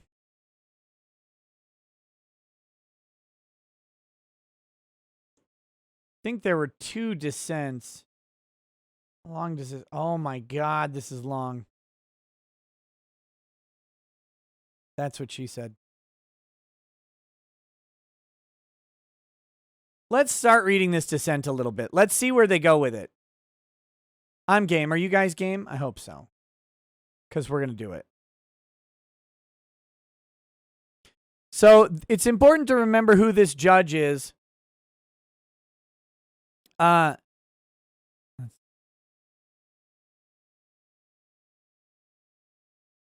This judge, O'Scanlan, is the judge who initially overturned California's or Hawaii's ban on open carry. And he made, for like 1 week, the Ninth Circuit was the most free place in the United States for guns for like a week. Okay.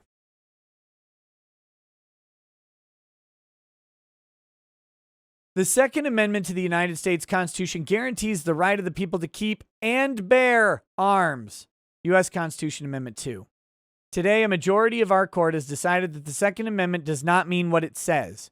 Instead, the majority holds that while the Second Amendment may guarantee the right to keep a firearm for self-defense within one's home, it provides no right whatsoever to bear, i.e. carry, that same firearm for self-defense in any other place. This holding is as unprecedented as it is extreme. While our sister circuits have grappled with and disagreed over the question of whether public firearms carry falls within the inner core of the Second Amendment, we now become the first and only court of appeals to hold that public carry falls entirely outside the scope of the amendment's protection. In so holding, the majority reduces the right to bear arms to a mere inkblot. The majority's decision undermines not only the Constitution's text, but also half a millennium of Anglo-American legal history, the Supreme Court's decisions in D.C. versus Heller and McDonald versus City of Chicago, and the foundational principles of American popular sovereignty itself. I respectfully dissent. I would never respectfully dissent, by the way. My dissent would be sent with a giant bag of shit attached to it.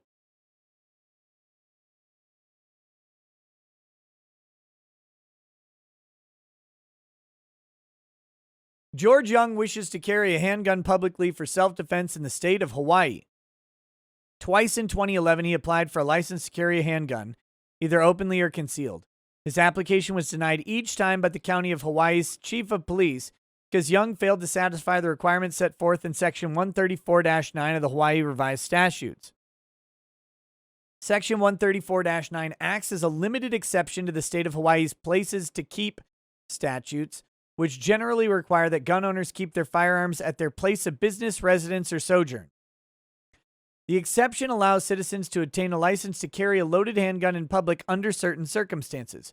For concealed carry, it provides that in an exceptional case, when an applicant shows reason to fear injury to the applicant's person or property, the chief of police of the appropriate county may grant a license to an applicant to carry a pistol or revolver and ammunition therefore concealed on the person. Notice it's may, not shall.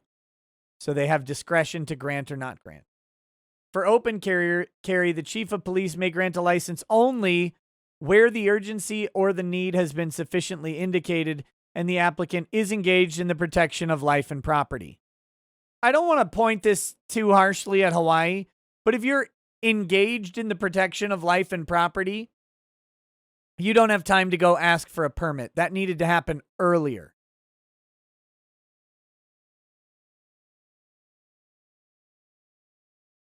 So that's that. These baseline requirements limit who may be eligible to obtain a public carry license, but leave each county with discretion to impose even tighter restrictions. The county of Hawaii, where Young lives, has done just that. When it promulgated regulations implementing Section 134-9, Hawaii County created an open carry licensing regime that is available only to private detectives and security guards.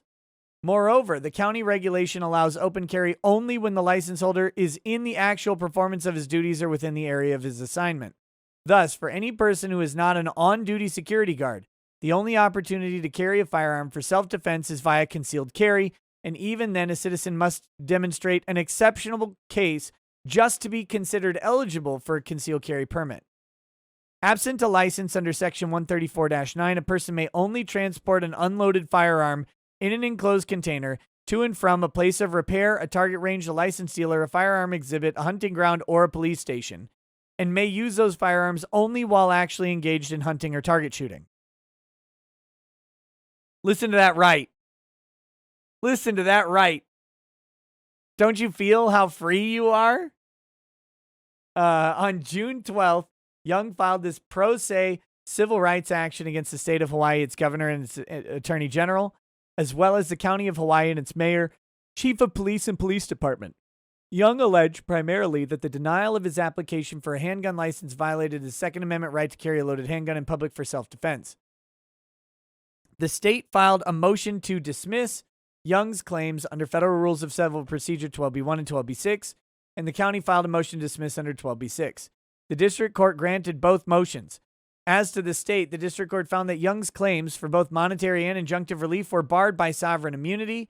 Dismissing Young's claims against the county on the merits, the district court found that Section 134-9 does not implicate activity protected by the Second Amendment, because that amendment establishes only a narrow individual right to keep an operable handgun at home for self-defense. That's what the founders meant, though. That's what the founders meant the entire time. That's what they were talking about with the Second Amendment. Don't you guys know that?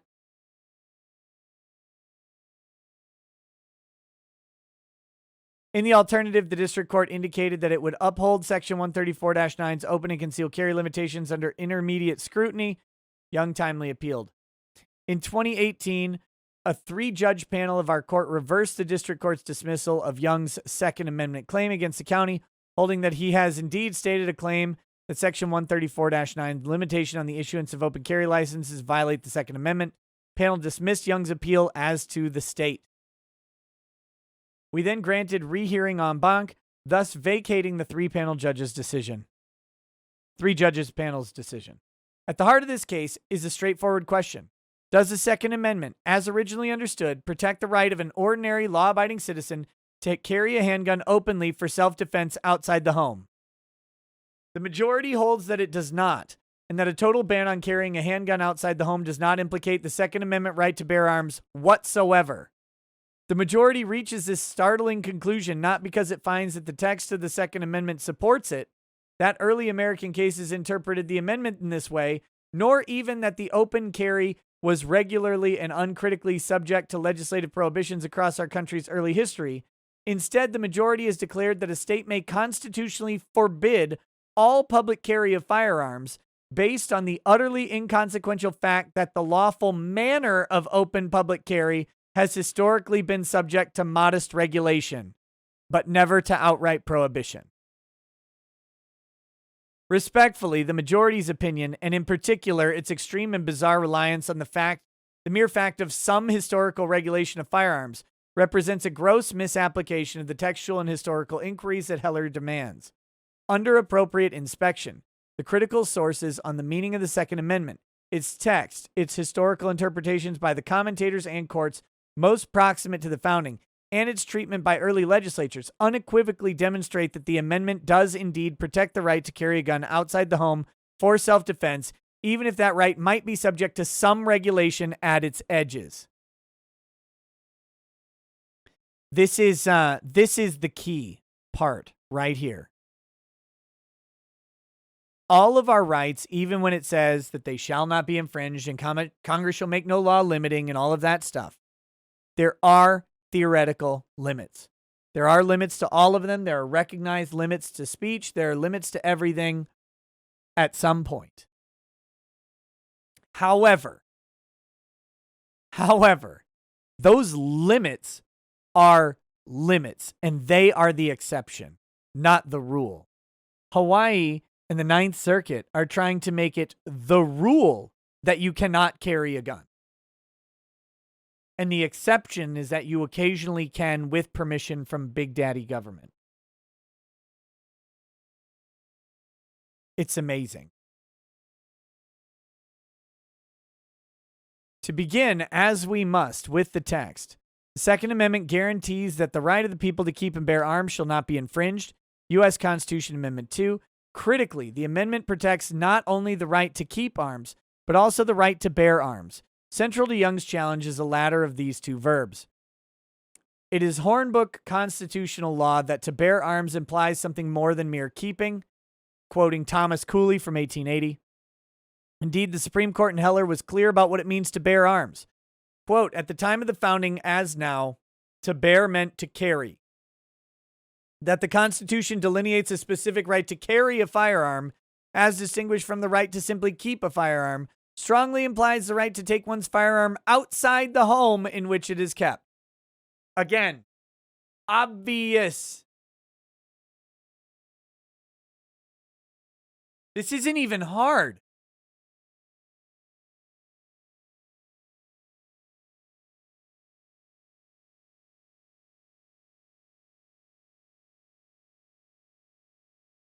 The idea that you have a Second Amendment right to keep and carry a firearm only within your home is nonsense. The founding era dictionaries relied upon by the court in Heller confirm this intuition, making clear that one would typically bear a firearm when carrying it in garments worn outside the home. See 1 Samuel Johnson Dictionary of the English Language, defining bear as to carry as a mark of distinction, so we say to bear arms in a coat. To bear arms in a coat. Is not talking about your arms, it's talking about armaments. That's cited in Heller. Noah Webster, American Dictionary of the English Language from 1828. Defining bear as to wear, to bear as a mark of authority or distinction, as to bear a sword, a badge, a name, to bear arms in a coat. Again cited in Heller. Wearing one's firearm in a coat or carrying it in one's pocket are strong indicia of activity that would be expected to take place outside the home. Well, these guys just don't know that there wasn't really heating back then. There wasn't really heating, and so they don't understand. That's their problem. Moreover, to deny that the right to bear arms protects at least some degree of public carry would render it mere surplusage, coextensive with the separately enumerated right to keep a gun in the home. That's quoting comparing Marbury versus Madison, saying, it cannot be presumed that any clause in the Constitution is intended to be without effect. And seeing also Drake versus Fillico, such a reading would conflate bearing with keeping in derogation of Heller's holding that the verbs codified distinct rights. We probably don't need to read much more of this because you get the idea here. It's ludicrous that the Ninth Circuit would find that you can keep arms in your home, you can bear arms within your home, but you can't bear arms outside of your home.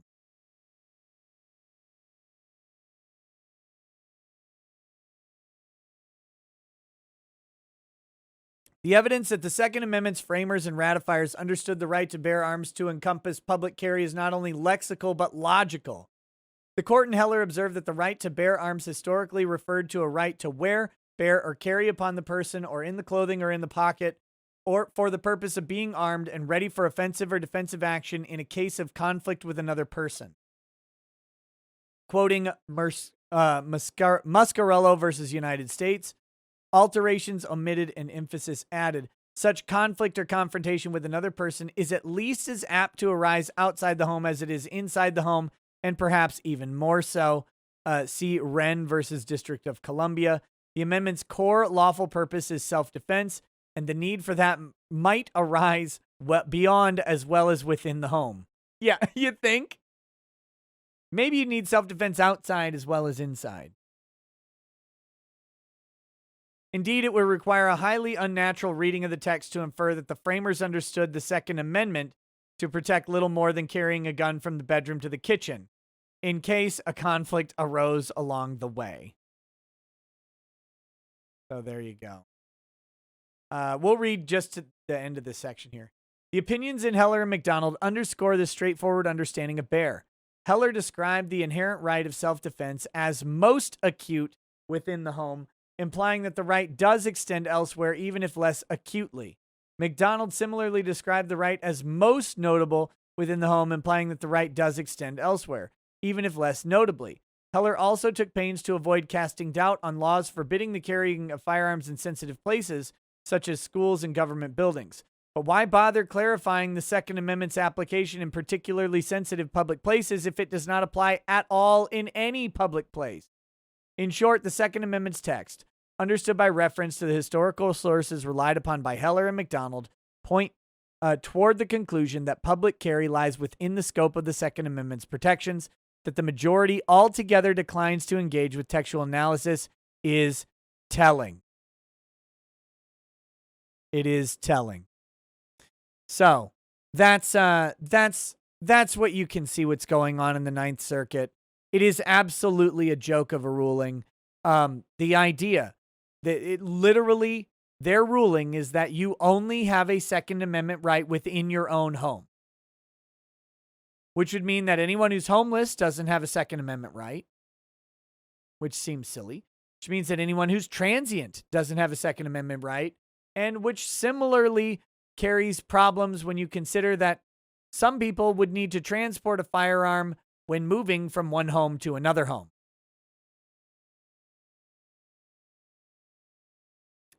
Kimberly Moriarty says, can you explain the en banc stuff? Why did they rehear it and vacate their original decision? En banc hearings have to be requested and then accepted by discretion of the court. Let me see what the Ninth Circuit's requirements are for en banc.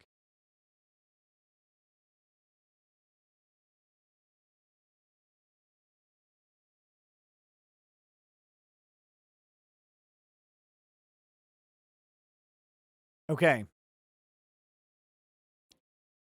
So to initiate the process that can lead to rehearing by a limited en banc court, party can petition for rehearing or rehearing en banc, or a judge may sua sponte call for rehearing en banc. After the, let's see, notice request. Where are we?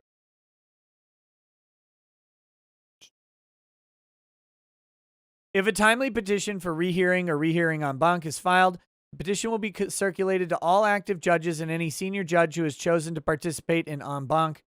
At this time, the panel may order the opposing party to respond to the petition and brief whether the court should rehear the case. Let's see what their requirements are.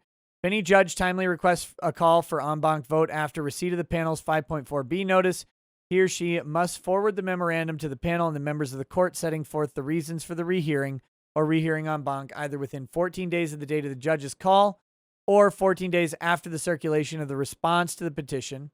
Once a judge makes a call for an en banc vote in response to a 5.4b notice, if no response to the petition has been previously filed, the author or the panel opinion of the clerk of court, upon request of the en banc coordinator, shall ordinarily enter an order directing counsel to file within 21 days of the date of the order or response to the petition, blah, blah, blah. En banc voting. After the time for the judges to exchange memoranda is complete, the en banc coordinator notifies the active judges to vote. Unless otherwise ordered, each judge must cast a vote within 14 days of the notice. Upon the expiration of the voting period, the en banc coordinator shall notify the judges of the result and vote tally. If the vote fails to obtain a majority, the panel shall resume control of the case and no further action is required. If a majority of the judges vote in favor of rehearing or rehearing en banc, the chief judge shall enter an order taking the case en banc pursuant to Circuit Rule 35-3. Currently, Ninth Circuit has 27 active judges, thus a majority would require 14 votes in favor of rehearing. So there you go. So a majority of those en banc judges have to vote for it. That's how it happens. It's completely discretionary by them.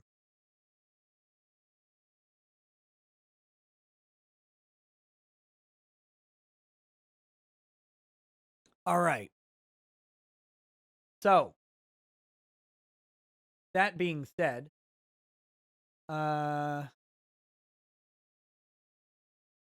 I suppose we should start wrapping up the show, doing some chats here. What happens to this case now? It'll be appealed to the Supreme Court of the United States, and they will either choose to hear it or not. Who asked for it? I think the state of Hawaii asked for review. Let me check.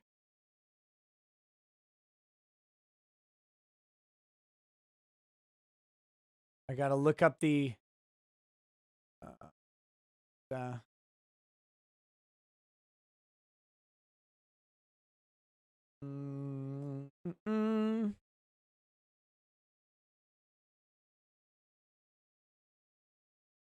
God, there's too many attorneys listed on here. It's awful.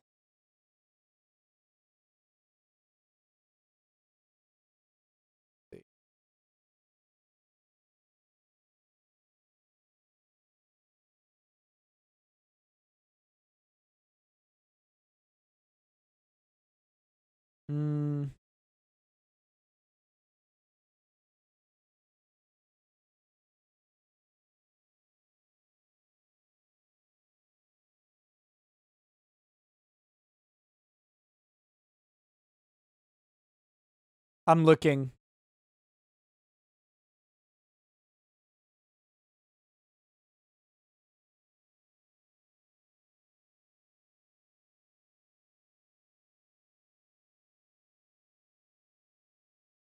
Do we have a procedural history?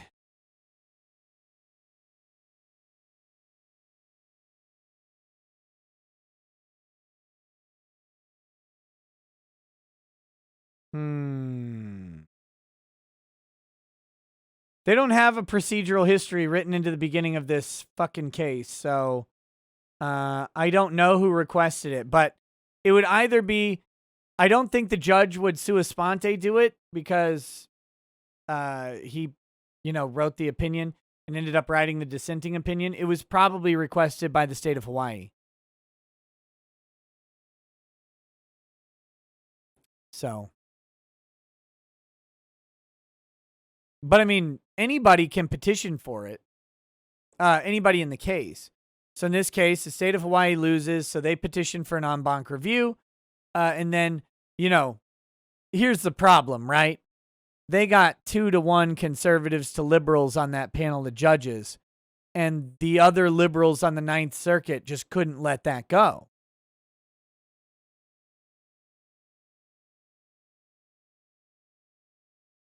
So there was no, they weren't going to let that those two conservatives in the Ninth Circuit get away with properly reading the Second Amendment. They had to fix that one out. But we'll see if SCOTUS will take up the case. They've been hesitant to do so.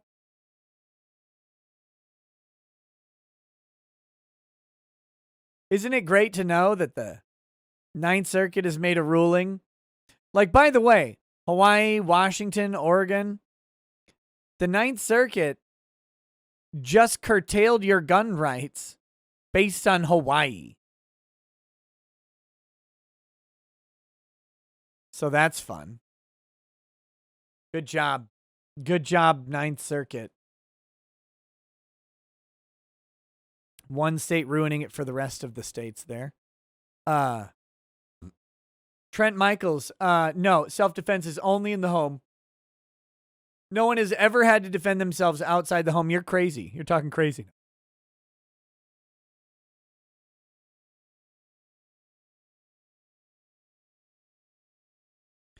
But if there is a good case for it, I mean, this is a good case. This is a good case for the Supreme Court to take up.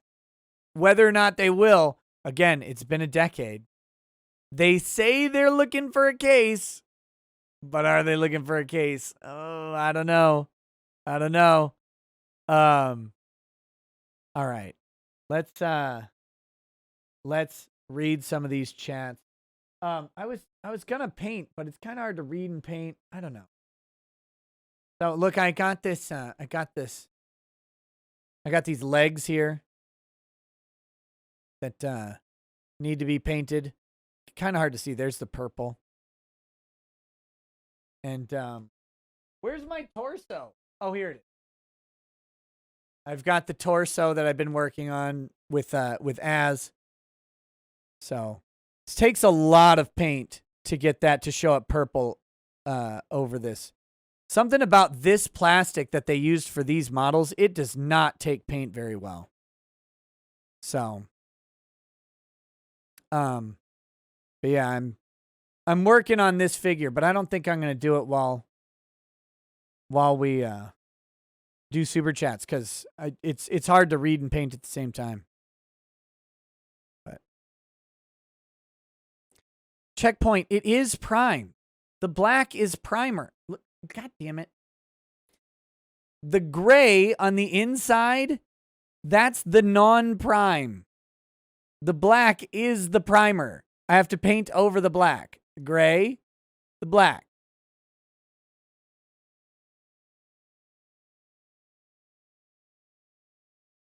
Yes, I washed it with soap and warm water.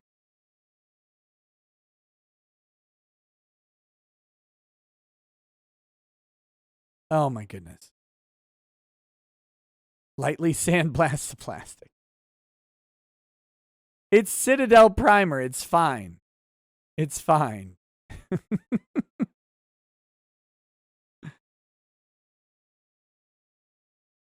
Nox, the black is hard to cover, but I also have used a different color, a lighter colored primer on the same plastic, and it was similarly hard to cover.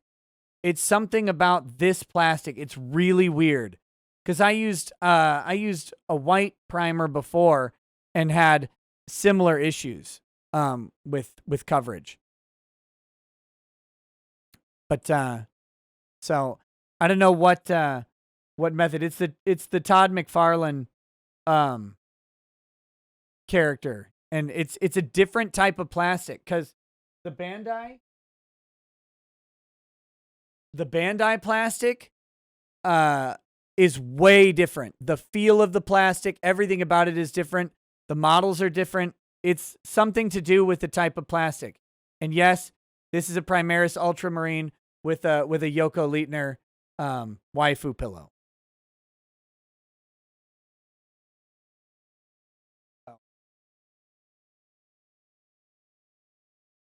I did wash the plastic. Guys, I did the things. I looked up what to do and did the things to do. So.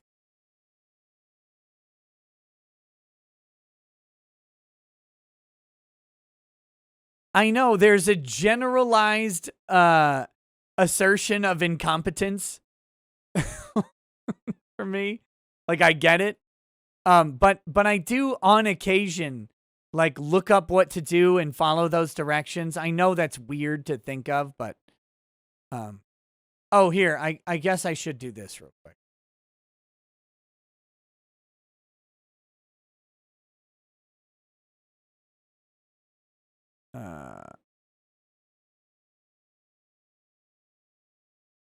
I mentioned I would talk about this, so I guess I have to do it now. Even though it pains me physically to do this.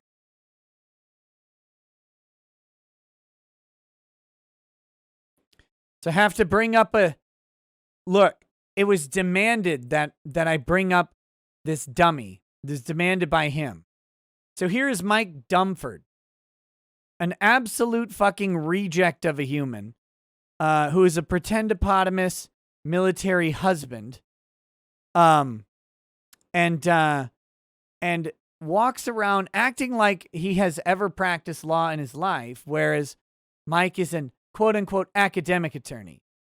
And Mike does this thing where he criticizes practicing attorneys over and over from the perspective of an academic, which is lovely, except whenever he talks about the actual practice of law, it ends up being very embarrassing over and over again.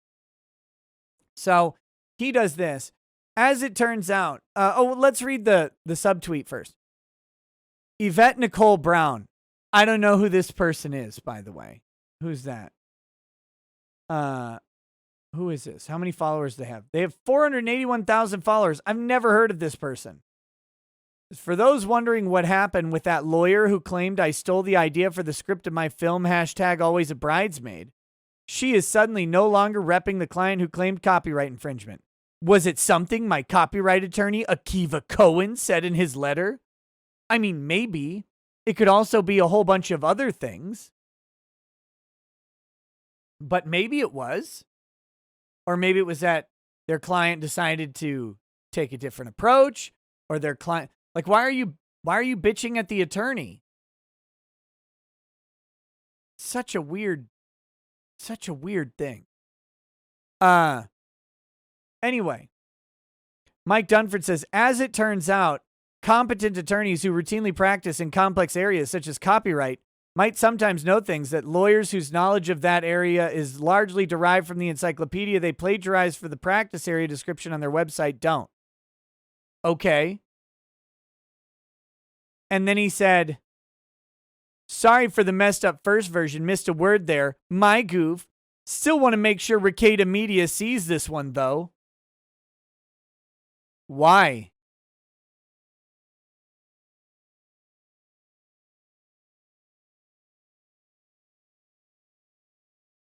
Did I send the letter to Yvette Nicole Brown?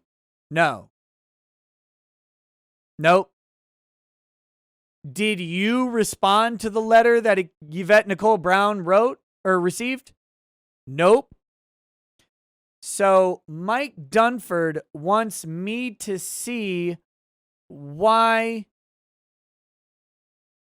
Akiva Cohen representing someone against some other attorney that's not me or Mike Dunford got a result?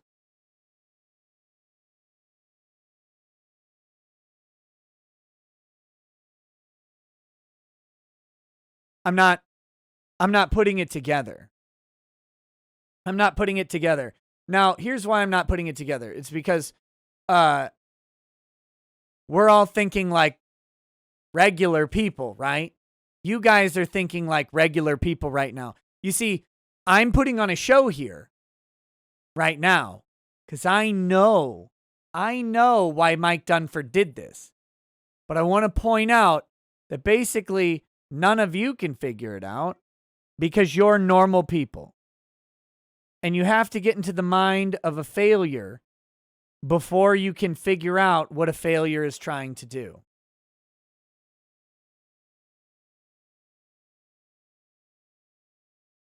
So I'm going to tell you. I'll help you out.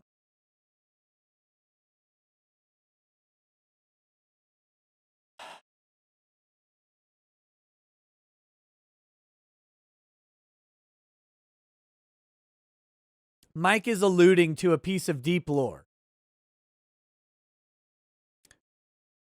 Some of the descriptions for practice areas on the website for Beard and Harris. Some of the descriptions for the practice areas on the website for Beard and Harris were basically boilerplate language about those practice areas. And what Law Twitter did during the Vic case was look at those practice areas and say, lol, they just copied blah, blah, blah for a description of bankruptcy or whatever it was. I don't remember which one it was. Okay. So here's the thing. Mike Dunford is trying to imply that because someone would just take a basic description about a particular area of law listed in the practice area on their website, that is somehow indicative of that person's prowess as an attorney in court. This is the perspective of someone who doesn't practice. Because Mike Dunford doesn't have to get clients, Mike Dunford thinks that the description of the practice area on your website is a primary marketing driver that has any relevance to A, your ability to practice, and B, your ability to acquire a client. Mike, we know you have no experience getting clients, managing clients, filing documents, doing the practical aspects of law. We know that. You demonstrate it every day. You don't have to tell me every time you want to spew it onto the internet. I don't care. I don't care. But you know, I had multiple notifications for this because he actually tagged me more than once on this because he's like a little puppy. He's like, I gotta get Nick to see this. It'll be such a good burn. Mike, why are you trying to burn me over what a different law firm put on their website? And by the way, a law firm that successfully acquires and represents clients literally constantly, while you don't ever. Not so sure you're in the business of criticizing people's websites, Mike. But at least you tried. Maybe I can get Masterpiece Cakes to make an At Least You Tried cake and I could throw that in the garbage. I don't know. This guy is a consistent embarrassment to humanity and to lawyers.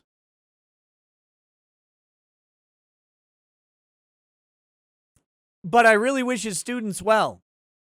I hope he teaches them absolutely nothing about the practice of law and a whole lot about how to research the law. Because he's very good. He is very good and thorough at researching and breaking down academic concepts of copyright.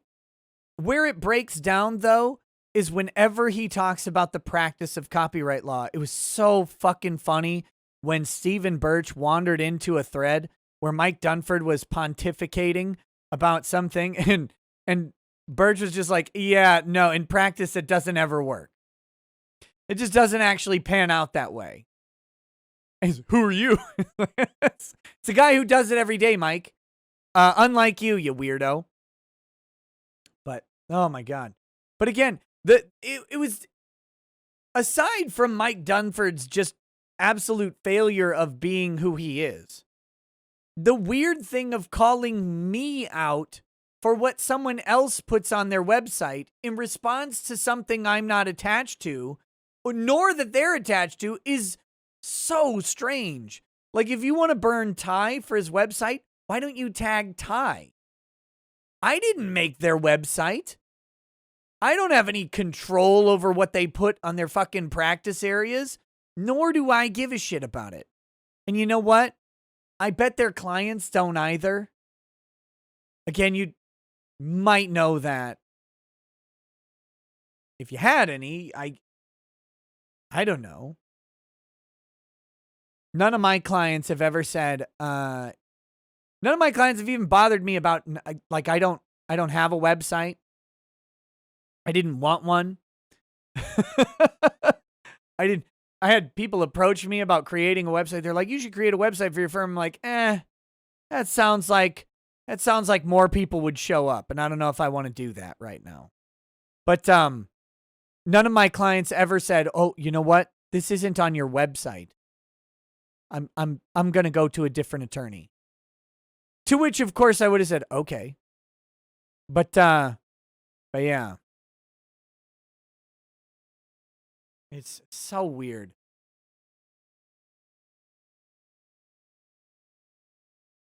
So weird. These strange people. These broken people, really. One day I'll get drunk enough and we'll just talk about the brokenness of all these people. But to bring this back, you have to go back to July of 2019 or so for that bit of lore. Maybe August. But you have to go back well over a year and make some connections. You have to be so versed in the Vic case that you can go back a year and understand that one piece of lore about the case that had nothing to do with the case itself, but just about criticisms of Ty and his firm. Because it's important to remember that Akiva Cohen and Greg Doucette were called in to do this. They were called in to blast Ty by people who knew them. That was their whole role. It was an AstroTurf from the start. These people weren't organically doing this. They were sent documents. I'm going to say solicited, not by money, but they were solicited in private messages and stuff to comment on this stuff. They didn't just happen to come across it. They went to specific attorneys who had some level of influence on Twitter to go after Ty's firm. And it came directly from defendants and their friends. That's what they did. And that's why it's always been less effective. Because the stuff that happened here was not solicited by any party to the lawsuit.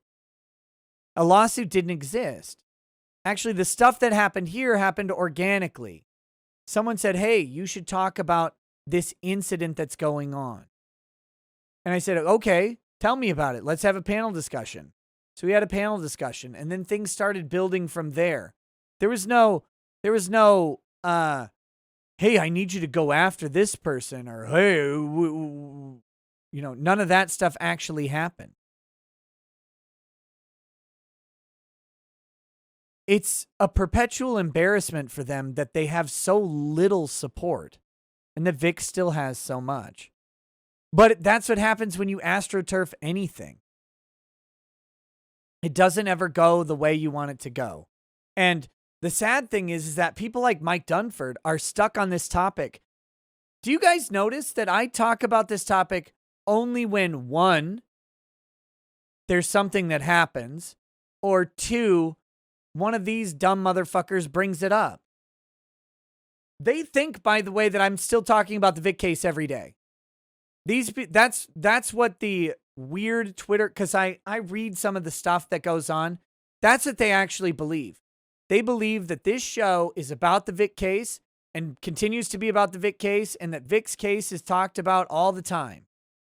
They don't realize that the only time I really talk about it is usually making fun of their dumbasses. There's nothing to say. Until the appeals court comes through, there's nothing to say. And I'm happy to cover anything else because I'm tired of revisiting the same subject. But that's how little they've ever paid attention to any of this.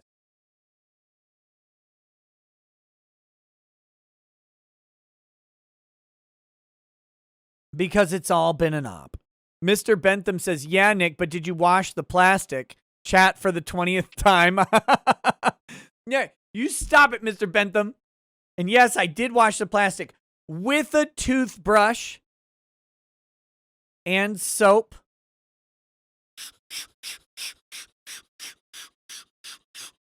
Toothbrushing away at the plastic. Awig says they legitimately wonder why Vic's supporters don't talk about it every day. These people are stuck in a loop of autism. It's so weird. They're like, why? Why are they? Well, I know why.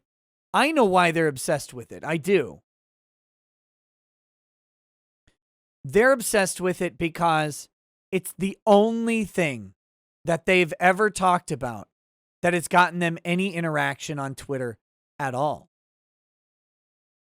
Mike has a whopping 82 likes on that main post and 24 on the post where he tagged me. That is, we're going to do a review of Mike Dunford's stuff. Here we go. Real quick. All we're looking at is likes. 16. That's a retweet. 16. Noticing a pattern? Ooh, 71 on this one. This is a thread, so I don't count subtweets because they get less. 22, 17, 11, 59. That's about the election. Election is something pretending to be a serious litigation update. Okay, so 59. 2, 41, because he's got a GIF that helps him out. 10. He did get 486 votes on this one. Good job. 50. So, oh, 9. My wife got me one of those hanging chaise lounge chairs for my birthday. That's a sex swing, Mike. No, no. The cushions are, according to the manufacturer, water resistant. That's definitely a sex swing. Oh, God. Oh, no. Mike, don't. If she also bought a strap-on phallus, please. No, Mike, no.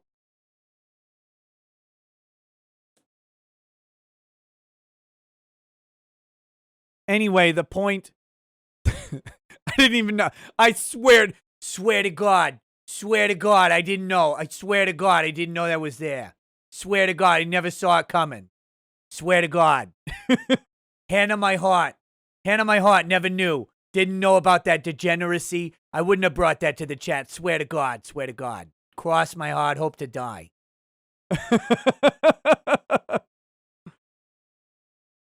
Oh my God. What's up, heel versus babyface? Hey, when are we painting again? When are we painting again on your show this time? But, But my point in all this, all that was, they don't get interaction. They don't get interaction until they start talking about Vic's case. Then they get a lot of it. That's why they're always going to go back to it. They're like, remember that time when people cared that I existed? God, that was great. I'm going to revisit it tomorrow. Next Thursday, I'm going to be in Florida. I won't have my paint.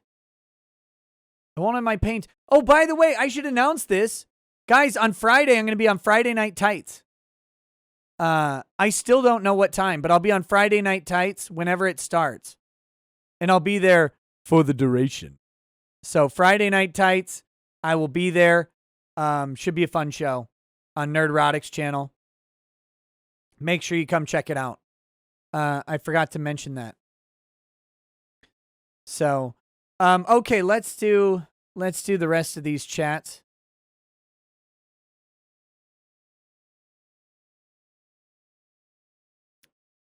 Around 2:30 Pacific, so 4:30 Central Time. Yeah, Friday Night Tights is a Friday night talk show with several hilarious people, and they typically talk about we'll call it cape shit tights, superhero topics. Should be fun.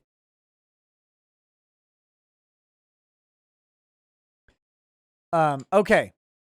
We're gonna do chats now, and we're gonna wrap up the show, and we're gonna go watch a movie tonight. What about this coming Monday? That's when I leave. That's when I leave for Florida. It's either got to be like this week or this weekend, or like later in the first week of April. One of those two. But all right. Night of Hope says, you talk about gun rights and YouTube shuts off your internet. Funny how that works, isn't it? Yeah, it is. No, I'm not watching Coming to America. No. Game night was yesterday. Icon of Sin. Tonight, let's see. Let me check my calendar.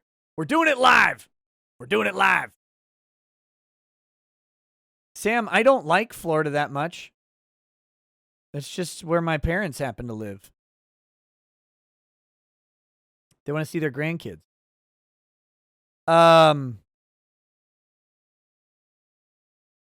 What time? I can go until 5 p.m. Central-ish.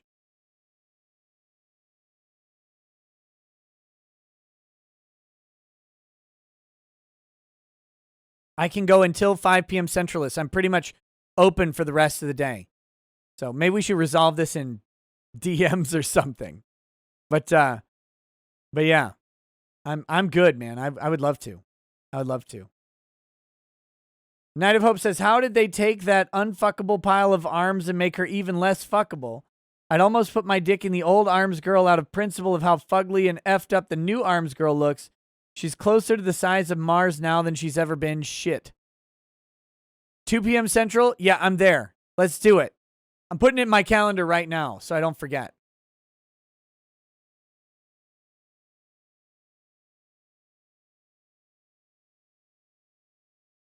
Add event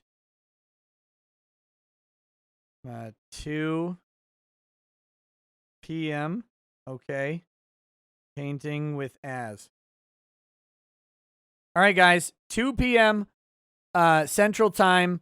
I will be on with Az on his channel on Heel versus Babyface. Come check us out. It'll be painting and jokes and commentary and probably some lovely bromance. So there there you go. All right, Cal Clay says, "Hey Nick, how you been? Pretty good, man. Legal question that should be valid in both our countries. Grandma told me she has stage 4 lung cancer and deciding if needing an executor. What's your legal advice / estimated cost to have one? Sorry, my message may kill the mood. Need to ask. Thanks." Well, I can't give you legal advice because I'm not licensed in whatever jurisdiction you're in, other than Minnesota. But, I mean, an executor is needed for pretty much any estate that has anything to distribute at all. But that's going to be dependent on your jurisdiction. If she owns any property, if she owns a car, if she has investments, retirement accounts, anything like that, any of those things, you're going to need an executor to dispose of them. You need an agent of the estate to take care of it. If she only rents and has personal goods of less than like $20,000 in value, probably really don't need an executor. I mean, again, you got to check with your own jurisdiction to find out.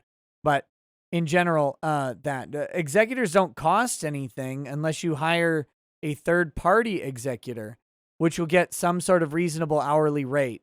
And that's going to be dependent on where you are. But if you have an executor be like a kid or a relative or a family friend or something like that, typically there's not going to be much cost involved. Unless she has a monumental estate that requires a lot of maintenance and care and oversight. I hope that helps.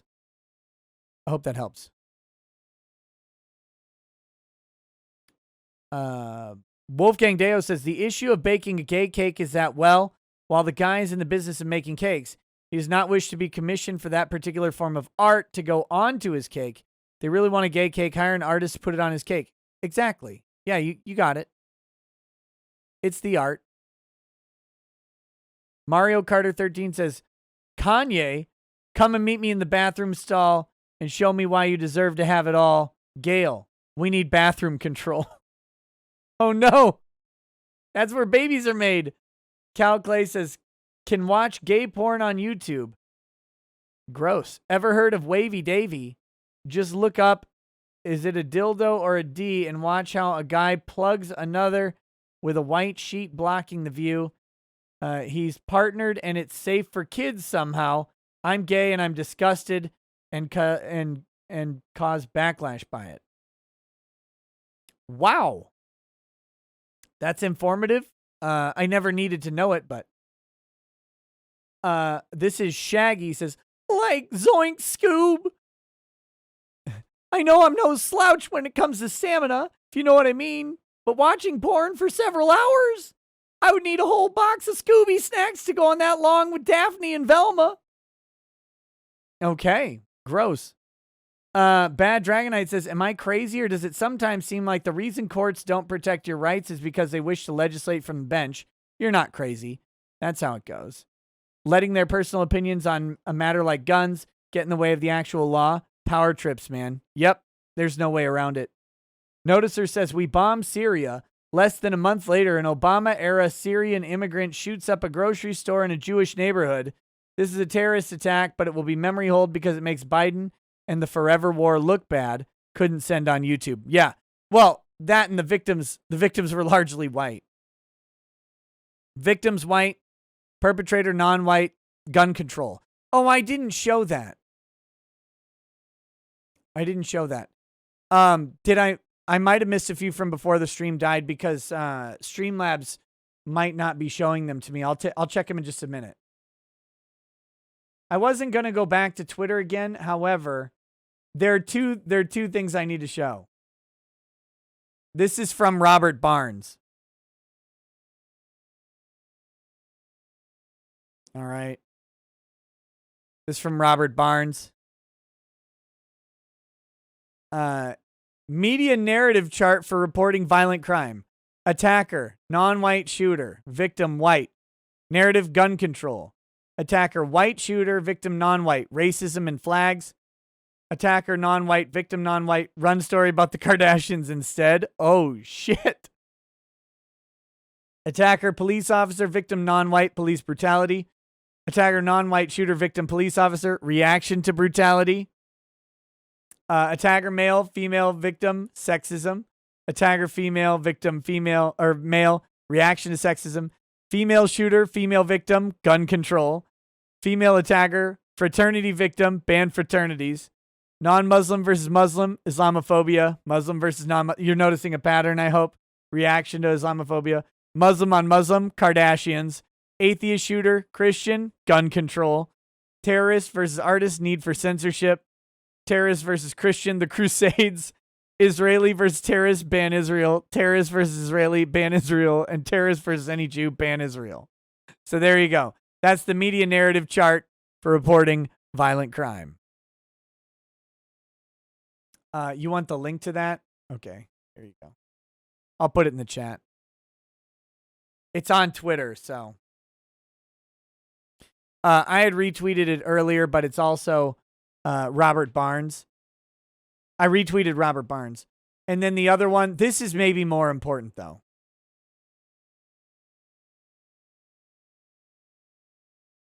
That's right. We've got the virgin Star Wars / Marvel fan versus the Chad Tolkien Warhammer scholar. Someone has finally done it. Finally done it. So the virgin Star Wars and Marvel fan wears silly masks and hats, cries when his favorite superhero appears on screen, canon being destroyed by Disney, slave to consumerism, the Funko Pop flag, paid $20 at movie theater to see the exact same movie with different superhero countless times, dumb tattoos, pale, doesn't go outside or interact with the real world, no sense of style, doesn't read, buys toys meant for children as an adult. Everything he wears must be a reference of some sort. Soylent, and fanship defines most of his personality. Damn. Chad Tolkien Warhammer scholar. Memorized every facet of immersive and intricate lore in Warhammer and Arda. Has interesting personality not tied to his fanship. Interesting tattoos. Reads extensively Warhammer and the Horus Heresy. Understands it's just fantasy and real life is more important. Wears normal clothes, especially in public. Reveres the God Emperor. His choice of fiction succeeds as interesting storytelling without the needs of childish special effects and explosions. Reading glasses. Small, subtle references to Lord of the Rings. It's hard to see here, but he's got a ring on his finger. Well-organized collection of books spanning various genres. Choice in fiction is actually meaningful and stands as well-written literature and media on its own. And then practically a living Dunedain, descendant of Numenor, noblest of Edain, second of the Irunai. So I'll post this. John Delarose posted this one. John Delarose posted that. So there you go. I wasn't going to go back to Twitter, but that brought me back.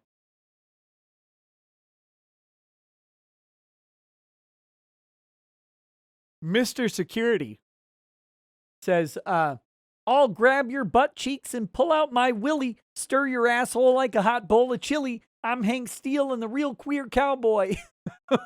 What? Tab says, hey, Nikki, I hear the First Amendment is only applying inside our homes. Oh, thank God. Thank God. Let me see. I got to pull up. I got to go to the damn Streamlabs website now. Fucking hate Streamlabs.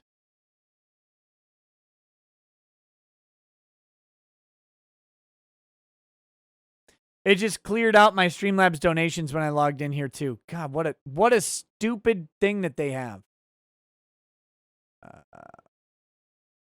Donation history. Okay, I got to go back to earlier today.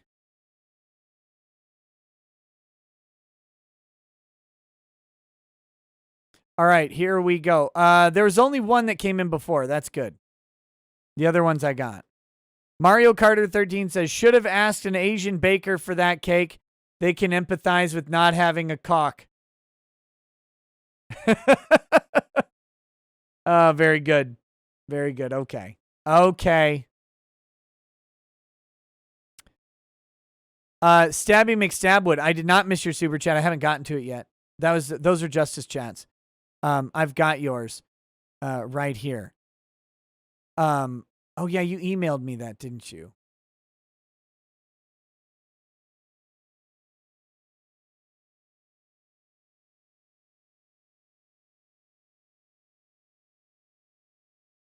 Hold on.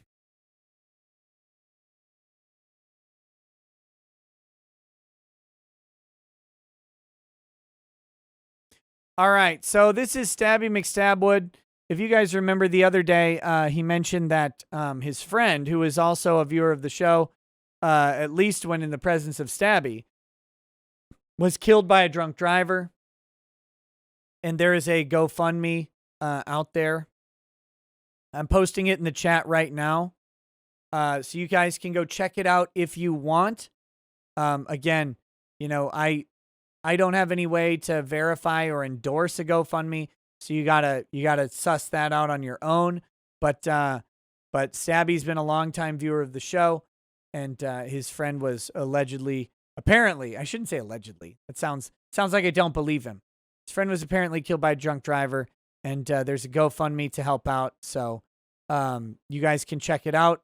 I will probably be donating to it, but I gotta check it out. I'll likely bring it up on stream tomorrow too, when I'm thinking about it. And I'll probably do my donation there, but you guys can check that out if you want. Paul Durfee says, which Primark is your favorite? I like the Khan because he isn't buying what the Emperor is selling. I like Vulcan. And he's my favorite. He's my favorite Primark because he's funny. He threw a tank that made me happy. But I really am. I'm reading The Lost and the Damned right now, and I'm almost done with it. But I'm reading that, and the Khan is great. He's really good in that book. Very interesting character. And I like that they're fleshing him out more. I read Scars as well, which was good. So I like the Khan okay, but Vulcan's my dude. Diamond Duck says, did I miss you donating to Heath's thing? I haven't donated to Heath's thing yet. I haven't shared it either. I probably should. Jackson Kai says the quickest way to get them to leave Second Amendment alone would be to apply those laws to voting, permits, background checks, and waiting periods. The funny thing is, you have far less right to vote than you have to carry a gun under the Constitution. You have no constitutionally guaranteed right to vote. Your right to vote is a civic right granted by congressional statute. Your right to have a gun is a right that is constitutionally recognized by the Constitution. It is not granted by the Constitution. It is inherent to you.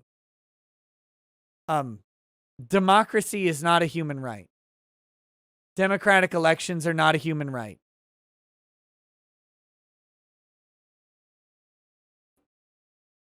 But yeah, if you applied it to voting, they would lose their minds. It's like they do.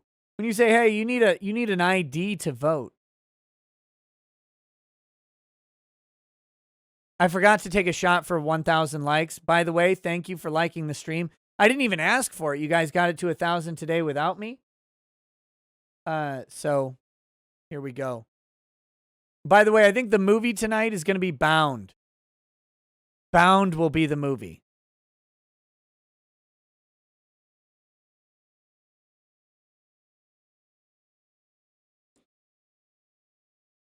Stabby McStabwood says, I'm not some attention whore, but I could really use some help. No, I know you're not. I emailed you the details you asked about for my friend killed by a drunk driver. Yes, I got them. They're here. And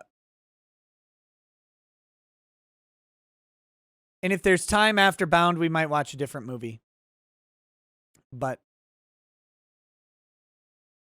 Bound is a movie starring Charisma Carpenter. That is all you need to know. VP says, put it on members only to get rid of trolls. Screwing with you. Nick Naylor says, want to buy pixels and frames paying top dollar. Amaranthus says, not today, Susan. Automata says, is this stream how Biden experiences real life? Oh, I'll have to do it tomorrow. Biden just keeps showing up at press conferences and not realizing where he is. It's really embarrassing. We'll have to cover that tomorrow. King KDI says, so you'll move to Chatterbait for streaming? I should. Wolfgang Deo says, wow, bargain prices on crypto right now. Here's 30% for YouTube so they can fix their sheet. Sheesh. I got reading to do for college today. Good luck, Wolfgang. Let's see. Mario Carter 13 says, a gay novel to make Nick late. Twilight Dragon 3 says, not only does Ron beat women, he also beats Twitter. Bonsai Bob 272 says, hey, Nick, glad I was able to catch a show live. I'm glad you were able to also. Kiwi Goes Live says, my eyes, the goggles, they do nothing. Wolfgang Deo says, sorry, Baneling, Psaki is no longer number one. Psaki was never number one. Never number one. John Wayne drinks SJW's tears, says, forget about Yellow Flash. I'm suing you for that.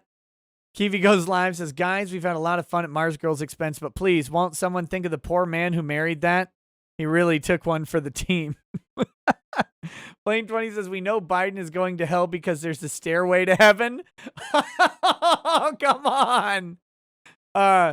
Jay Liebgott says, do the rights of the Constitution have different priorities? Second Amendment rights should have the same qualification as the right to vote, ID, etc.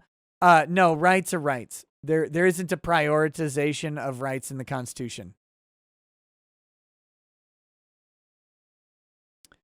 Yeah, Breck, it's a different Bound. You got to look up Bound with Charisma Carpenter. Krusty says, I really hope the Supreme Court stops being useless. A lot of the people in the 2A community are anxious and unwilling to give up their stuff. I fear this will turn into a Blood for the Blood God event. Yeah, the problem with confiscation is the actual act of confiscating. That's the hardest part for the government, is they have to send people into homes to take things that people have a right to. So we'll see. Rotting Damsel says, would you be willing to put up a yellow no step on Sneck mug? I would love something I could use in my daily life. The yellow is more attractive. Yes, I'll get that updated. There is the mask and I think the fanny pack and the neck gaiter or whatever. I'll make sure it gets on a mug. Humble Marty says, why didn't the buyers go to a different bakery? Because it wasn't about the bakery. It was about punishing the baker. The gray one says, evening, Nick, just got back from work and I'm exhausted. What did I miss? I miss any Second Amendment buffoonery? No, not at the time you sent this. Next, he says, the koala's brain occupies 30% of its cranial cavity space and has no folds. Nature's other smooth brain mammal. More proof Australia does not exist. Joshua Sanabria says there's a lot of data about the negative effects of pornography and how it can rewire the brain in dangerous ways that have nothing to do with social stigma. Yeah, sure. That's fine. I'm just saying that the guy's article doesn't have anything to support his argument, his apparent argument, that the proliferation of porn somehow caused the mass shooting in Atlanta, and it is a pervasive problem in regards to mass shooting. That's all I'm saying. Because that seems to be the thrust of his articles, like, oh, we're not talking about how porn causes mass shootings, except there isn't anything even in the article to suggest that porn causes mass shooting. So, Jackson Kai says, that's all I really want is the Supreme Court to set clear rules. If all voting must be done in clown makeup, fine, just say so. Yes. Mario Carter 13 says, oi, you got a license for that freedom. Angry Baneling says, Nick, do you know the font used in the dissent? No. Jackson Kai says, so if I'm attacked by a wild animal, how long will it take for me to hear back about a permit? Also, do I need a hunting license for that animal? Forever and yes. Yes. Amoeba says, press S to spit on the Ninth Circuit. Jack Cook says, I was wondering about that Ninth Circuit thing. So in Idaho now, open carry needs a permit, or just Idaho has free reign to impose such a limit? Idaho has free reign to impose such a limit. Al Sharpton's Taxes says, so my understanding is that the ruling wouldn't nullify state law in the other states. Correct. It just means that the states can make a law limiting the Second Amendment to carry in the home if they wish. Yes, they could do that. That's correct. It doesn't undo any laws. It just gives the state legislatures and governors permission to ignore the Second Amendment when they consider their action, so long as they're outside of the home.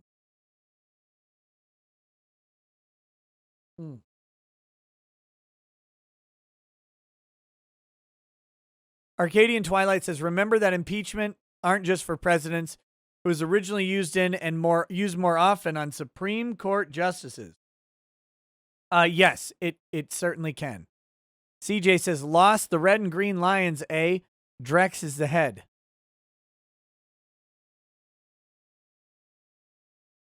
I don't know what that means. Wolfgang Deo says, impeach Ruth Gayer Binsberg.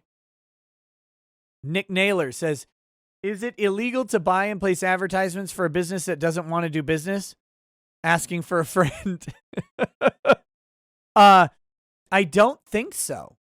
As long as the advertisements are not harassing, and you don't imply that the advertisements were actually endorsed by the company or paid for by the company. So if, for example, someone wanted to say, you should go to Family Video in blah, blah, blah, because they have great prices, and you wanted to pay for that ad, sure, you could do it. What you can't do is say, Family Video wants me to tell you to go do this. Excuse me. That would be infringing on their right to publicity, which is a weird thing to think of in their own sense. But no, you could certainly place ads for other businesses, so long as it was clear that so long as it didn't imply that the ad was paid for by the business or procured by the business, that should be fine. Nick Naylor says, Twisted Puppet says, the way molds are made now, you don't need to wash them. In fact, washing the model may be why the paint won't stick. Models don't need wash anymore. This isn't a model, though. This isn't a normally painted thing. This is just the artist proof of the Todd McFarlane toy. This one. It's the artist proof version of this Primaris Marine, and so like it's not a regular mini. It's not made from the same stuff. It has nothing to do with it. So there's I think it's literally just the manufacturing process is different for it, and it messes with how the paint sticks to it. That's it. Lost Bullet says, Nick, watch Coming to America, or Monica will visit you in your dreams and get herself a happy ending on your nose. Gross. I'm not watching Coming to America, no. Bad Dragonite says, Arms Girl did the fusion jiggle with Greta Thunberg. Jerome Navarro says, Crowder did a video about Muslim bakeries refusing to bake gay cakes with no problems. So hire a Muslim and make them the head baker. Problem solved. Physicality Channel says, this is a $200 super chat. Ignore the dot. Angry Baneling says, link the descent. I will find the font myself. CJ says, Voltron, you were looking for the torso. I don't remember what that's in reference to. Baneling, you want me to link you the descent?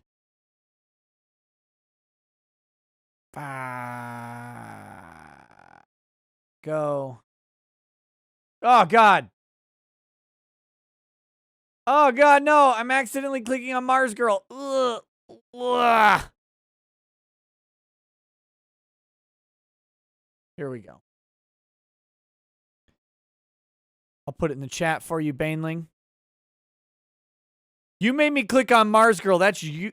You have caused me pain.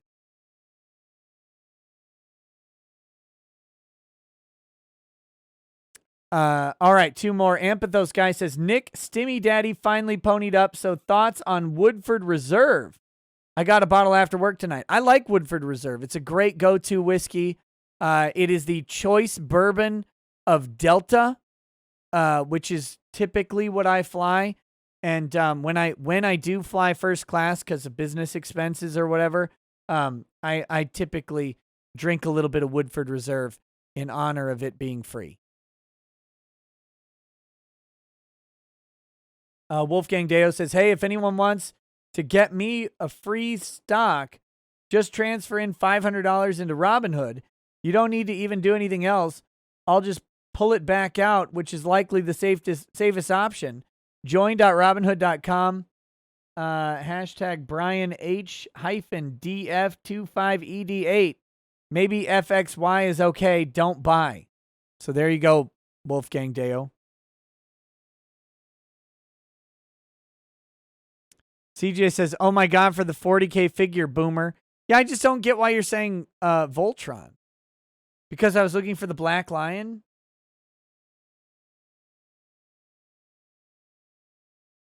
Bad Dragonite, I don't think I missed one of your Justice chats. Let me check.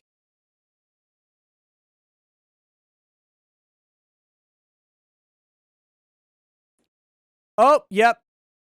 Yep. I missed a couple here. Why aren't these on my motherfucker? We've got Joseph Kerwin says, have you tried washing your brushes? Stop it. Stop it now. Bad Dragonite says, another merch option you might want to check out is Displate. They sell metal print posters. They also sponsor YouTubers a lot. I know Major Kill commissioned some Warhammer art to put on his. Thinking about setting one up myself for my photography. And Vic Mignana says, you're always thinking about me and my big gay pants. No, Vic. No, I'm not. That was from Vic Mignana. Thank you so much for that. Yeah. CJ, I'm sorry. I'm missing the joke completely. I failed. I failed miserably. I did not miss Cal Clay's super chat. J Bones, you are treading in banned territory, mister. I'll wash your brushes. Thin your paints. Lick your balls. All right, guys. Thanks for hanging out with me today. Sorry for the stream troubles early on. I don't know why YouTube hates me, except for the fact that I'm talking about guns and all of the things. How long ago did I read? I don't know. I'm not timing it.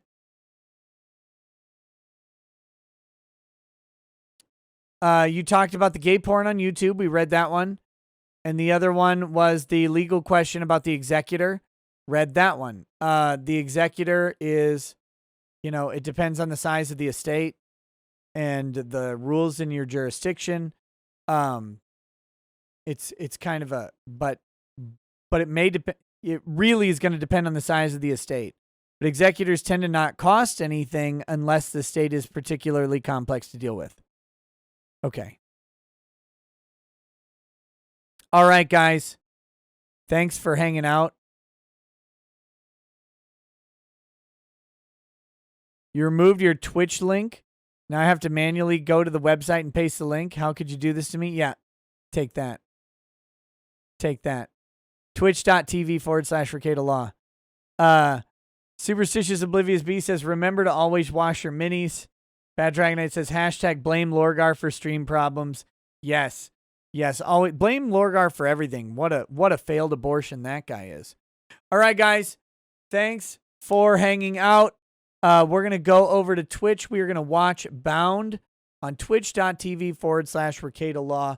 Come join us if you're awake and want to watch a Charisma Carpenter movie that also has a Baldwin in it. It should be grand. We'll see you guys then.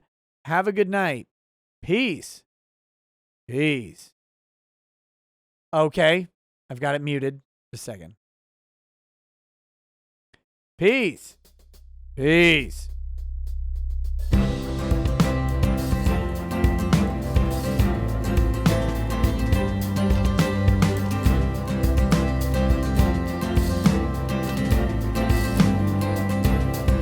Oh, he drinks a fair bit, but you realize that it just helps get his noggin jogging along. With his glass by his side and his kids asleep tight, we'll hear some law-splaining tonight. With his microphone muted, we'll laugh at this boomer until he explains it's all part of the plan. Watch his face become redder as he becomes meta, raging at idiots from Twitterland. From the white shores of Maine to the hills of Glenlivet, there's no one who explains the law better than Nick. So pour out a glass for the ones who have passed to make the law what we have now. Oh, his lady is fair, and she handles herself with the grace of one who has borne many children. As the wife of a lawman, she makes sure that he has the time and the place to provide for them there. So pour out an ardbeg, a bow, more of Lafroig. The spirits flow as the ones who get unemployed. So pour out a glass for the tea post on Twitter as we hear law-splaining tonight. From the white shores of Nairn to the hills of Glenlivet, there's no one who explains the law better than Nick. So pour out a glass for the ones who have passed to make the law what we have now. Oh, the guests are all plentiful, from Doug T to Drexel. They bring their perspective and spice to the mix. But the reason we're here and the one that we cheer is the one who is showcasing us his career.